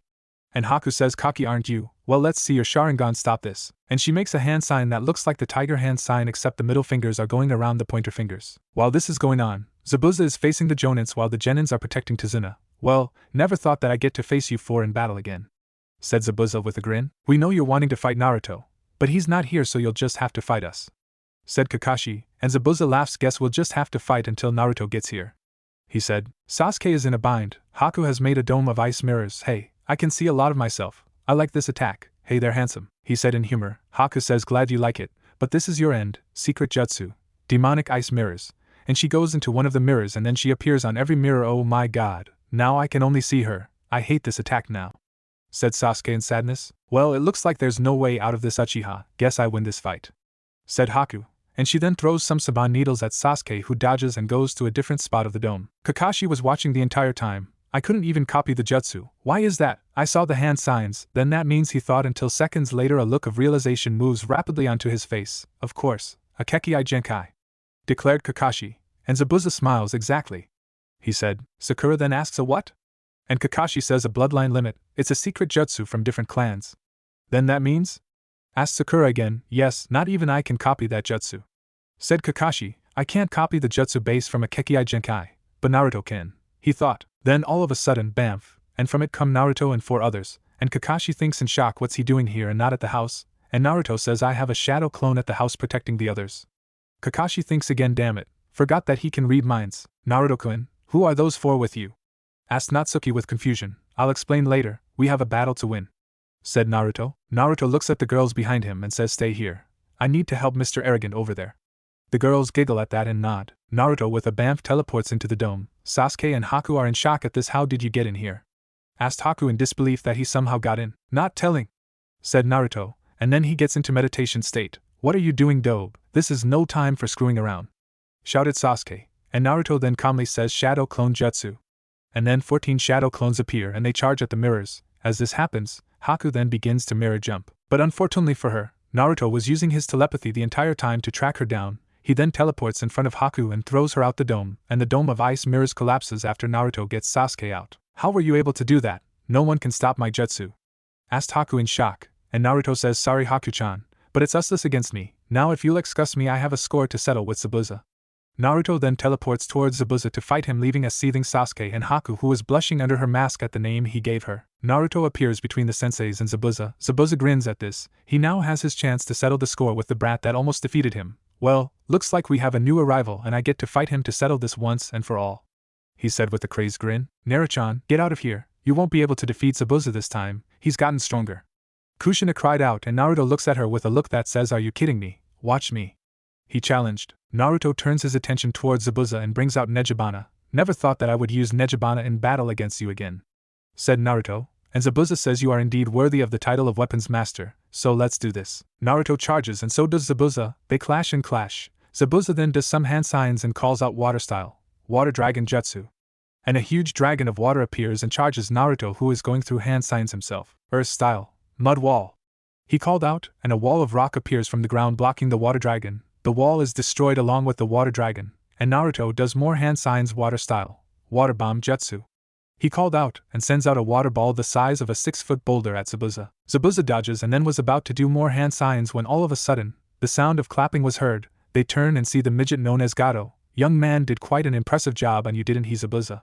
He said. He has a smirk on his face. But however, I must say that I'm disappointed, he said, and Naruto reads his mind. He saw Gato having both the Tesseiga and the Tenseiga as trophies and gave the Tesseiga to one of his thugs as a reward. He also saw that he also raped a lot of women in Wave for his pleasure, and saw everything that he did to the Wave village. And the most shocking memory that he saw was that Gato is a servant of Akuma Shidoka and he killed Ayane's adopted father Kaiza. Naruto began to get angry at this and thinks he is the most vile, most twisted and most disgusting pig that I have ever read the mind of. Well, Zabuza, this time I have a different choice for what I'm gonna do with you, said Gato as he grinned evilly, and then says, you are going to die here on this bridge. And Zabuza widens his eyes at this. Well, what? He asked in shock. You see, shinobi as assassins costs a lot of money, and to make it less expensive I'll have non-shinobi assassins kill you, explained Gato. The thugs cheer and Gato continues, well, guess the teenager has the great Zabuza defeated and has made you look gentle as a wet kitten. And the thugs laugh at the insult at Zabuza as the said man is seething in anger at being betrayed. Well, Kakashi and the rest of you, looks like we're no longer enemies. Now we have the same enemy, said Zabuza, and Kakashi says looks like it. And Naruto says you have something that belongs to my clan. I would like the sword back. And Gato says oh, you mean the Tenseiga. I figured that an Uzumaki would get them back so that the world would be peaceful again. You're a servant of Akuma, aren't you? Asked Naruto. And Gato grins like a madman and says so, you figured it out. Lord Akuma promised me immortality if I can gather the legendary weapons of the Uzumaki clan and use them to unseal him from the black coffin of eternal slumber. And Naruto says you won't get away with this, Gato. And then Gato says well, guess I'll just take away another thing that an Uzumaki holds dear. I'll start by killing that pale-eyed girl. And he sends a blast of violet energy from his hand at Hinata. Hinata couldn't move. It was like the power of the blast was keeping her in place, and Naruto luckily used teleportation to get near her and oh, Hinata! He cried out and shields her from the blast. As the blast collides with him, his body then changes, blocking the blast so that Hinata was safe and sound. As the light died down, everyone can see that Naruto's body looked different. It looked like crystals. Wow, look at him, said Natsuki in awe at what she saw. The impact of the blast caused Naruto's ponytail to come undone and just fall freely like Kushina's hair does. Naruto then suddenly feels a lot of pain in his head. H. He cried out in pain as he clutched his head in agony. Hinata runs to him. Naruto-kun? She asked in worry. Naruto looks at his body in surprise. My body, what's happened to it? He asked in surprise. Kakashi is in shock. He has never seen something like this before. It's like a diamond body. He whispered in awe. Gato is shocked at this and shouts that won't save you. Let's see that power stop this. He shoots a stronger blast at them. Naruto looks and holds his hands out to block, and it reflects it like a shield. You never manifested these powers before? Asked Kushina in shock, and Naruto cries out no. The genin are staring with looks of awe at this. Well, except for Sasuke and Kiba, they are looking at this in hate. Why does he have such power? It should belong to an elite like me, thought Sasuke in anger. And Kiba thinks that's like a shield. Why don't I have it? With I could be the alpha in Konoha. Sakura then feels some pain in the back of her head. The senseis see this and rush to her. Sakura, what's wrong? Asked Anko in worry, and Sakura says my head hurts and I don't know why. And Kushina examines her head and notices a glow on the back of her neck. Kushina looks at her neck and sees something that makes her blood boil. It was a seal, and Kushina says I see the problem. Sakura has a seal. And every sensei looks at her in shock, and Sakura says but how do I have a seal? I don't ever remember getting it. Kushina examines it even farther and notices another seal. She doesn't have one seal, she has two. She said, what kind of seals are they? Asked Kakashi, and Kushina says a memory suppression seal and a true personality suppression seal. And they look at Kushina in shock and horror. Naruto however heard this and says guess someone wanted her to be an Uchiha fangirl to get the Sharingan into the family. And Kushina says but Kizashi would never do that, he doesn't know those seals. Then, gasp, Mabuki. She snarled Mabuki's name. Stop ignoring me. Alright then, I'll triple the pay for anyone who can kill them. But leave the women, they'll do nicely to replace the other women that never got to me for pleasure. Snarled Gato in anger as the thugs cheer and begin to charge. But then an arrow shoot from behind the group, and there was the entire wave village armed to the teeth, and their leading the mob was Ayane. There's one little problem. If you think you can just walk into our village and just take what you want to Gato, then you'll have to go through us, shouted Ayane, and the rest of the villagers cheer. Tazuna has tears of joy in his eyes. The entire village, they've come, he said happily. The thugs have looks of shock on their faces and Gato shouts I'll quadruple the pay if you can kill them all. And they cheer and charge. Naruto tries his telepathy while still in the form, and to his surprise it doesn't work. Damn it, my telepathy doesn't work in this form, I need to try something else. He thought in anger. He tries teleportation to get them all one by one. Much to his displeasure, teleportation doesn't work either. Oh come on, teleportation doesn't work either. Please have magnetism manipulation work. He thought desperately. He tries magnetism manipulation on their weapons, and to his relief it worked. The weapons then stop and turn to stab the wielders in the mob of thugs. Well, what's happening? Cried out one of the thugs, and another cries out my weapon's trying to stab me. The rest are crying out in fear to get away from their own weapons to avoid their own demise. But after a couple seconds they are stabbed by their own weapons, and now, Gato stood alone. Naruto's body goes back to normal and starts to walk towards him. Gato gets afraid and cries out please, don't kill me, I'll do what you want. And Naruto then asks can you bring back Ayane's father? Can you bring back the people that you killed to get those two swords? And Gato says no, I can't do that. And then Naruto gets Tenseiga out shocking everyone. Naruto grins and says killing is one of the things that I really despise, but I will not regret this kill. He swings Tenseiga and off comes Gato's head. Naruto then makes 100 shadow clones. Alright, I want you to raid Gato's hideout and get the Tenseiga back from there. He orders them and they nod, and then they teleport to Gato's place to begin the raid. Why are you sending them to raid Gato's hideout? Asked Kakashi in confusion, and Naruto says he had the Tenseiga and Tenseiga all this time until I took Tenseiga back from him. And the rest of the reason is that since Tazuna couldn't pay off an A-rank mission, I've decided to get Gato's money to AP it off so that Tazuna is off the hook. Tazuna has tears of joy in his eyes. How much money did Gato have, Naruchan? Asked Kushina, And Naruto says Gato has a total amount of 65 million yen. I'll be giving the rest to Wave so they can be happy again. The sensei's jaws drop at this and Sasuke is angry at this. Naruto-kun, you said that you would say who these four are, said Natsuki, and Naruto says they were getting shipped to Gato for his own sick pleasure. That was until I stopped it in time. Who are they? Asked Satsuki. The blonde girl is Yujito-ni. She's the Jinchuriki of the Nibi and a Kunoichi of Kumo, said Naruto, with Yujito nodding. The green-haired girl is Fu. She's the Jinchuriki of the Nanabai and is also a Kunoichi of Taki. Naruto continued. Fu nodded with a smile. The girl with reddish-brown hair is Amaru. She's an apprentice doctor, until she was betrayed by her own master. Amaru feels hurt at being betrayed by the one person she admired, and the girl with orange hair is Sasami Fuma. She was the princess of the Fuma clan until they banished her for going against the belief that Orochimaru would make their clan stronger. Naruto finished while Sasami nodded. That made the sensei's eyes widen at the mention of Orochimaru. Alright, let's get back to the house where everything can be explained easier, said Kurenai, getting nods from the others. A week later, the bridge was complete. During the week, Kiba tried to flirt and hit on Yujito, Fu, Amaru and Sasami and always got rejected, and to his discomfort they went to Naruto because they felt comfortable around him. The four girls would always be seen with Naruto when walking in town, either staying very close to him like how Amaru and Sasami were doing, or clinging to him like Yujito and Fu did. Naruto had a look at the seals on Sakura's neck and decided to let Hiruzen know about it. And either way, some people in Konoha are in trouble. Sasuke had demanded the Nejibana, Tesseiga and Tensiga along with the jutsu that Naruto knew to be handed over, but Naruto just told him to go away. When Sasuke tried to use his Sharingan on him to get him to change his mind, Naruto copied the Sharingan and just told him that if he ever used the Sharingan on him again, then he would be in serious trouble. Naruto also took care of his wolf pups. Yujito, Fu, Amaru and Sasami squealed and tried to cuddle them like what happened with the other girls, but Naruto did the same thing to stop them. He used his telepathy. Tsunami also developed feelings for Naruto and wanted to have some alone time with him. Kushina noticed this, and her motherly instincts kicked in to make sure that her little boy didn't get hurt. And Tsunami told her that it will be fine, and so Kushina finally relented and let her be a part of Naruto's life. Today was the day to head back to Konoha, and we find Naruto standing with his comrades and also has the newly obtained Tensiga. Is it really time for you guys to go back? Asked Ayane. She really came to see Naruto as the older brother figure that she never had. I'm afraid so, Ayane. But don't worry, I'll visit when I have the time, I promise, said Naruto with a smile, while ruffling Ayane's hair affectionately, making Ayane hug him tightly. Bye Naruto-kun, I hope you take care of yourself, said Tsunami sweetly, and Naruto smiles and says thank you Tsunami-chan. Naruto and his comrades leave. The pups are nice and snug in Naruto's robes. Yujito, Fu, Amaru and Sasami are again staying near Naruto and away from Kiba and Sasuke, for they felt uncomfortable because of the looks of lust they got from the two. And back at Wave, well, the only thing we need to do is come up with a name for the bridge, said Tazuna. Let's name it, the Bridge of Hope, said Tazuna, and the villagers cheer a little, and Ayane says no, let's call it the Great Naruto Bridge. And Tsunami giggles, that's a good name, she said with a happy smile. Alright, the Great Naruto Bridge it is, declared Tazuna, and every villager in Wave cheered loudly for it. Back with the gang, Naruto is talking with the senseis, his mother and his sister about what to name the pups, and for when they see Yujito and Fu off back to their respected villages, Naruto made a scroll that tells of what happened to the girls. He gave Yujito one and gave Fu the other one. Naruto told them to give the scrolls to their village leaders, which they agreed on, and they went back to their villages. Naruto and the rest of the gang traveled back to Konoha.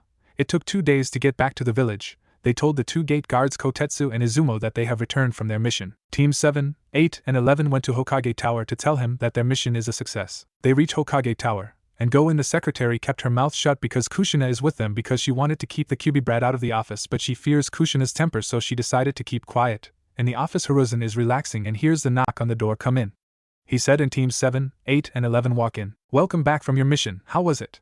Asked Hiruzen, and they explained what had happened and that Naruto and the senseis wanted to talk to him about some stuff, and he said yes. Your pays will come in the mail, and I'll make sure that you get the right amount, Naruto, said Hiruzen, and Naruto nods in appreciation, and Hiruzen says genins are dismissed, except for Naruto and Sakura along with the senseis. The genins except Naruto and Sakura go home, and Hiruzen activates the privacy seals. So, what did you want to talk about?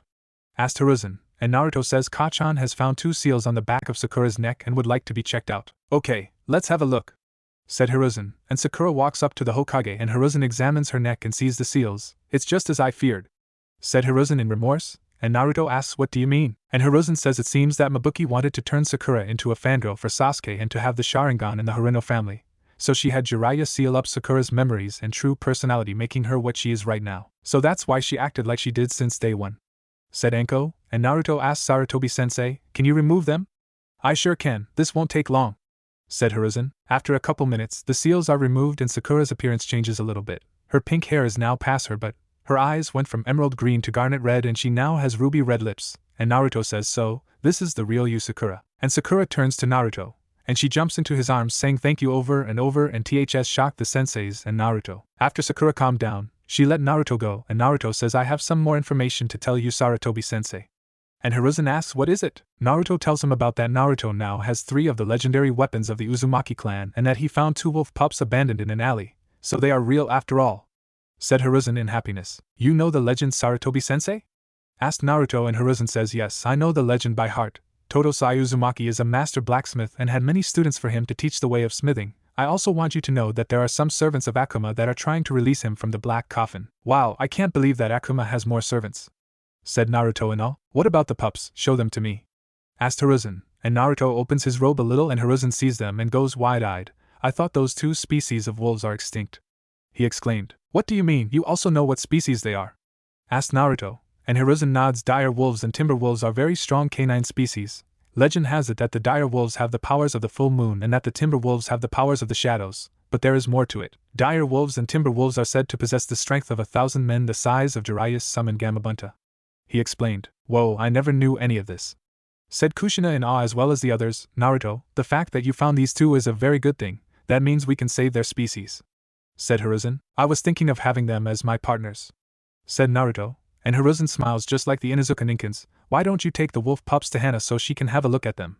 he said, and Naruto says, "I was gonna do that." "Good, dismissed," said Hiruzen, and they leave, and Naruto heads to the Inuzuka compound. He knocks on the door, and Sim opens the door, and she blushes a little at Naruto's looks. "Hello, can I help you?"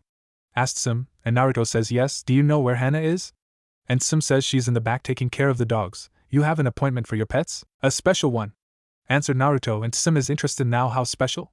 she asked, and Naruto opens his robe and shows the wolf pups and she goes wide-eyed and has Naruto come in. "Just sit right here, I'll go get Hana," she said, and she goes to the back to get her daughter. A couple minutes later, Sim returns with Hana and she walks up to Naruto with an interested look on her face and asks, "May I see them?" Naruto nods and shows them to her, and Hana gets a shocked look on her face and asks him to follow her to the vet room. "And when they get there, can you place them on the table?" she asked, and Naruto does so. Hana examines them and there is no problems with them and turns to Naruto. "Where did you get them?" And Naruto says, "I found them abandoned in an alley in Wave." Hana is appalled at this, and says they've been taken very good care of. "Thanks, I took care of them," said Naruto. "I can't believe that the dire wolves and the timber wolves still exist," said Hana in happiness. "Yeah, I'm thinking about having them as my Niken partners," said Naruto. "Did Kiba see you with them?" asked Hana, and Naruto says, "Yeah, he tried to get them away from me because he believes that only his clan can operate with dogs." And Hana gets an angry look on her face. "Mom, and I will have to have a word with him," she said. "Thanks, I've had to deal with him through the entire mission," said Naruto in a happy voice. "So, what are you gonna name them?" asked Hana, and Naruto says, "I've been thinking on them and can't think of any." And Hana decides to help him with it. "Maybe some shut-eye will help you think of names for them, it's getting late anyway," she said, and Naruto says, "Sure, thank you." "You're welcome, Naruto," said Hana. Naruto leaves the Inuzuka compound and heads home to get some shut-eye. "Now what to name you two? Maybe I'll have them in the morning," thought Naruto. In his subconscious, Kyubi thinks I have the perfect names for them, and I'll tell you in the morning, Kit. After a week free of missions, Naruto finally came up with names for the wolf pups thanks to Kyubi. He named the dire wolf pup Luna, and the timber wolf pup Shadow. The 2 pups enjoyed the names and were always taken very good care of by Naruto. Naruto also thanked Kyubi for the names, and she said it's no problem, with a blush with her for hiding it. But Naruto still thinks that Kyubi is male, and maybe one day he'll know. Naruto learned something new about the pups, and it's that these 2 species of wolf are able to understand human speech and are able to speak like a human when they reach a certain age. Also during the week, Naruto went to Hiruzen and told him of the new power that emerged during the mission to Wave and that he saved 4 women from a fate worse than death. 2 of them went back to their respected villages and the other 2 went with him. Hiruzen was shocked at this intel. The diamond body dubbed by Naruto is a very interesting power. Naruto told him that he couldn't use his telepathy nor teleportation in that form. The only power he can use in that form was magnetism manipulation. They decided to do some research on this new power, and they learned that since Naruto was a telepath and a Jinchuriki, he would have a 75% chance of breaking free from the Genjutsu. But the diamond body form makes him completely immune to Genjutsu. They learned that the form makes Naruto unable to be wounded. They also learned that this form can prevent him from being scanned by other telepaths, even the Yamanaka clan. It gives him superhuman strength, makes him resistant to cold and heat, makes him completely immune to poisons, and even gives him no need for water nor food while in the form. And they learned that even this form had a weakness, and it is that only diamond weapons could harm Naruto in this form. They got this intel to Danzo and he was very interested at this new power, and was curious of what new power would emerge from Naruto. Hiruzen was in shock at this, and he's as happy that Naruto has been helping others from other places. He also decreed that both Amaru and Sasami would be under Naruto's protection. That meant that nobody, not even Minato nor Sasuke and Kiba, would be able to get their hands on them. Hiruzen told the three this. Amaru and Sasami were very satisfied and both clung to him like he was a giant plushie. Naruto of course blushed at this, and the part that both their chests were rubbing against his arms was making him harden. Naruto is now spending time with his mother and sister at Ichiraku's. They have been going there for when they are hungry for ramen. Naruto knows that his mother Kushina has dirty thoughts about him as well as a hidden lust, and he learned that Natsuki is now falling in love with him and will want to be with him forever. When Naruto, Natsuki and Kushina were walking home, Kushina gets summoned up to Hokage Tower for a meeting and she told her two kids to go to the training grounds to wait for her. Hokage office. Alright, Konoha is now hosting the Chunin exams, so I want recommendations for the exams, said Hiruzen. Jonin senseis of Team 7, 8, 10 and 11 step forward please, said Hiruzen, and Anko, Kurenai, Asuma and Kakashi along with Kushina step forward. Now Anko will start with you, said Hiruzen. I lead Squad 7, Sasuke Uchiha, Kiba Inuzuka and Sakura Haruno, and I, Anko Mitarashi, recommend all three, said Anko. This shocked Iruka. I lead Squad 8, Hinata Hyuga, Shino Abirame and Sai, and I, Kurenai Yuhi, recommend all three, said Kurenai. I lead Squad 10, Ino Yamanaka, Shikamaru Nara and Choji Akimichi, and I, Asuma Sarutobi, recommend all three, said Asuma. We lead Squad 11, Naruto Uzumaki Namikaze, Natsuki Uzumaki Namikaze, Satsuki Uchiha and Yakumo Kurama, and now we, Kakashi Hatake and Kushina Uzumaki, recommend all four, said Kakashi with Kushina nodding. The rest of the Jonins there are now whispering their thoughts about this, and then wait just a minute, said a familiar voice, and they turned to see Iruka has wanted to say something. There's something wrong, Iruka? Asked Hiruzen. Pardon me for interrupting, but I find it too early for these genin to participate in the Chunin exams. I've known these genin since they were in the academy. The only ones that I think are ready for the Chunin exams are Naruto, Natsuki, Satsuki and Yakumo. They are the only ones I believe are ready, said Iruka. Iruka proves a point, Kakashi. I've held my team back for a year so they can enjoy their youth until they feel ready for the Chunin exams, said Guy, and Kakashi says first off, they are not your genin anymore. They graduated from the academy and became shinobi. Kakashi, I don't think it's wise to rile Iruka up like this, said Kushina sternly. That's enough, no fighting. Now Iruka, I understand your concern, but they're growing up, so let them have a chance, said Hiruzen. Yes, Hokage-sama, said Iruka, still worried for the genin recommended for the Chunin exams. At the Team 11 training grounds, Naruto is meditating and levitating while it is happening. Natsuki is practicing her taijutsu with Satsuki while Yakumo is painting a picture of Naruto while she is blushing at him. So, what do you guys think about what Kakashi-sensei and Kushina-sensei are gonna say to us when they get here? Asked Satsuki, and Naruto says it would most likely be about the Chunin exams. Naruto, your brain is one of the main reasons that we enjoy having you on our team, said Yakumo in a happy tone. Why thank you, that's very kind of you, said Naruto. Then Kakashi and Kushina appear at the training grounds and Kakashi says, good, you're all here. You nominated us for the Chunin exams, didn't you? Asked an already knowing Naruto with a grin. As a matter of fact, we did, Naruchan, and we will be giving you for these Chunin exams slips that proves that you are a contestant for the Chunin exams, said Kushina with a smile. Natsuki and Satsuki hug each other happily with their chests pressing together. Yakumo smiles and Naruto chuckles at their tactics. Guess we'll be heading over to the academy for the Chunin exams tomorrow, said Naruto, and the others nod. A couple moments later, Naruto is walking home with his team and then they hear, Ichiwai, that hurt you, brat. Someone yells, and another cries out, I didn't see you there. They look and see someone picking on Hiruzen's grandson, Konohamaru Sarutobi. Kankuro, what are you doing? We could get in serious trouble for this. What would he say? Asked a blonde girl. You worry too much, Temari. This won't take long. I just need to teach a brat a lesson for bumping into someone, said the man in black with purple face paint. I would listen to your sister if I were you, said a voice. The two look and see a young man with long red hair, a Konoha headband around his neck, and is wearing a purple and yellow cloak. The young man in black is in shock, but the blonde girl is blushing like crazy at the sight of him. Wow, Konoha is now starting to have some hotties, but he is the most hottest man I've ever seen, she thought in lust. Naruto heard her thoughts and smirks. Well, this girl is having dirty thoughts about me like the other girls that I scanned the minds of. This is getting more and more interesting, he thought. Buzz off, this brat ran into me and I have to teach him a lesson for doing so, said the man, and Naruto says I would appreciate it that you put Konohamaru down. He's the grandson of the Sandaime Hokage, Hiruzen Sarutobi, and harming him would cause your entry in the Chunin exams invalid. That surprised both of them. How did you know we were entering the Chunin exams? Asked the girl, and Naruto says why else would ninja from Suna come to Konoha? Now could you please put Konohamaru down? cause the redhead in the tree next to Sasuke is not in a good mood right now. That shocked everyone in the area. They look in the tree and see that the redhead and a shocked Sasuke looking at him. How did he get here? I didn't even sense him, thought Sasuke in surprise. The redhead jumps down and says, Kankuro, why are you picking fights with little kids? You know better than to do that. And Kankuro tries to say but Gaara, but the now named Gaara wouldn't have of it. Shut up, or I'll kill you, now put him down. He said in a voice that means business. Kankuro puts Konohamaru down and Konohamaru runs and hides behind Naruto. I apologize for my brother's attitude, he can be a brat sometimes, said Gaara, getting a look from Kankuro which says HUI. If I may, who are you three?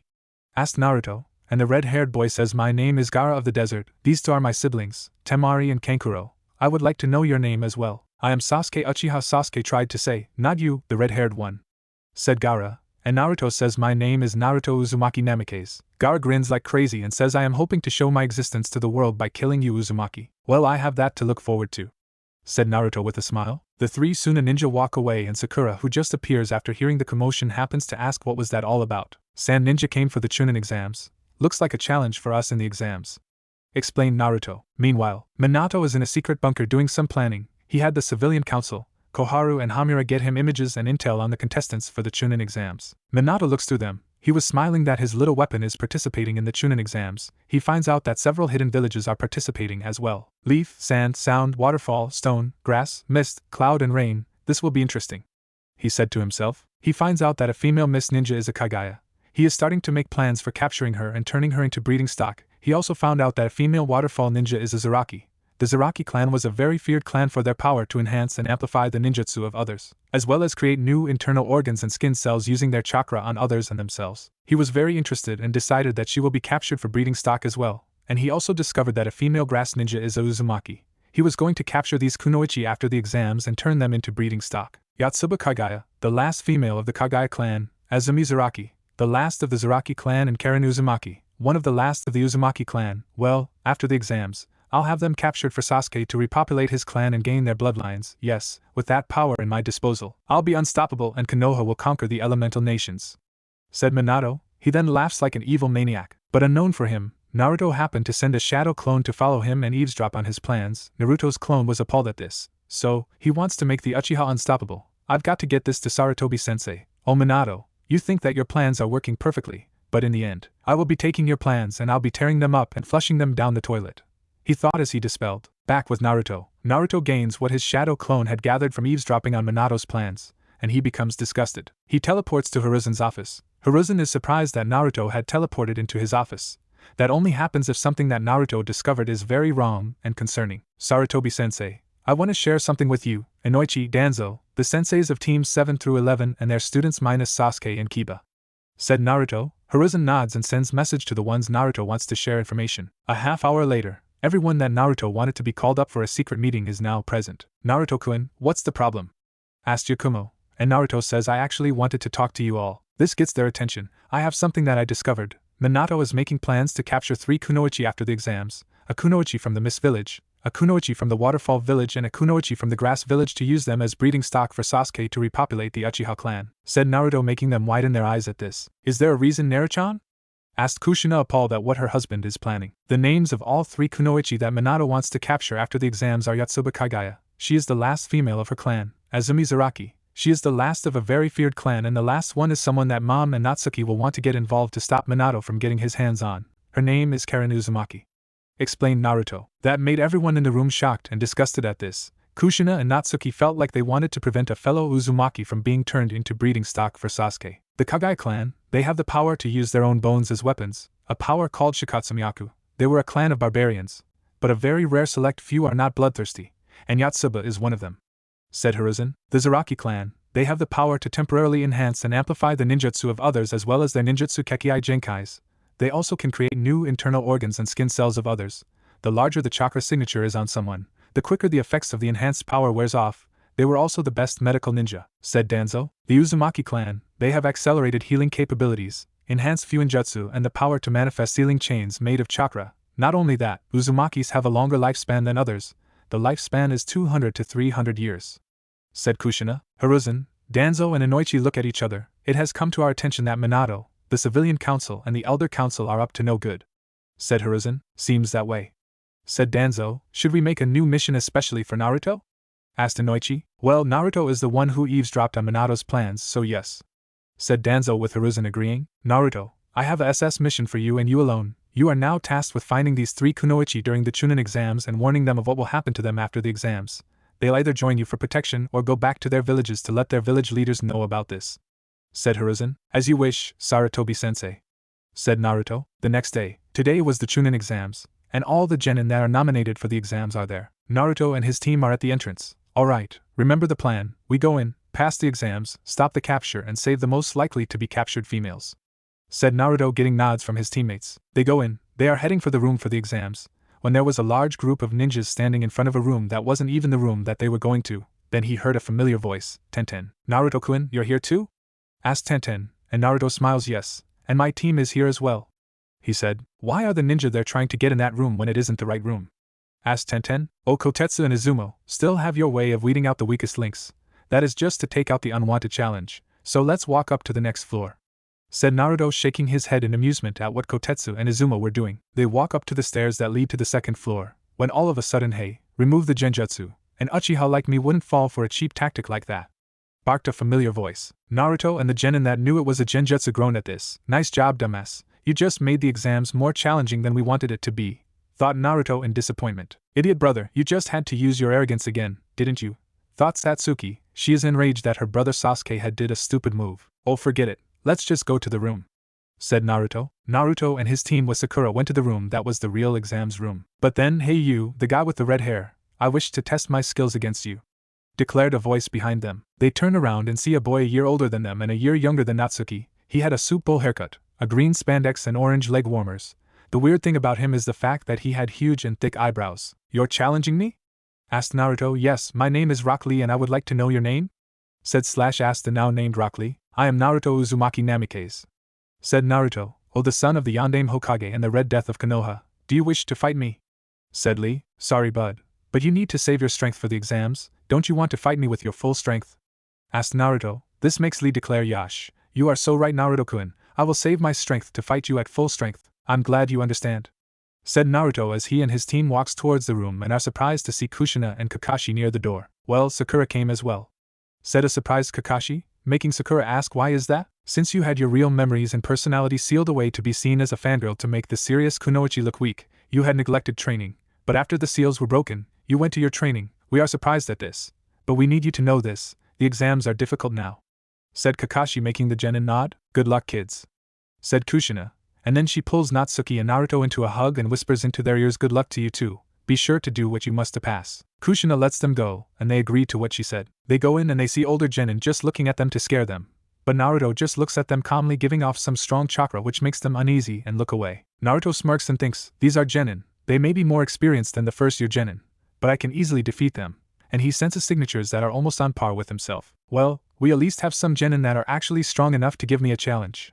he thought. He also sensed that there were 2 Jinchuriki. He scans their minds and thinks Yujito ni, Jinchuriki of the Nibi, adopted daughter of the Yondaime Reikage and biological daughter of Raimani, the great-granddaughter of the Shodaime Reikage. Very interesting, thought Naruto with a smirk. From the second Jinchuriki, he got interesting results. Fu, Jinchuriki of the Nanabai, adopted sister of Shibuki and the biological daughter of Sada. She was hated by her village and cared for by the village leader. Poor girl, he thought. Naruto also sensed the 3 female kunoichi that Minato is planning on capturing after the exams, Yatsuba Kagaya, Azumi Zaraki and Karen Uzumaki. Found them. In the next part of the exams, I'll warn them about what would happen to them after the exams is over, he thought. Then someone is now on his back rubbing herself on him. Hello Naruto-kun, did you miss me? Cause I miss you, said a familiar voice. Naruto looks over his shoulder and sees Ino leaning on him. Hello Ino, nice to see you again, he said with a smile, making her blush a little, and then hello losers.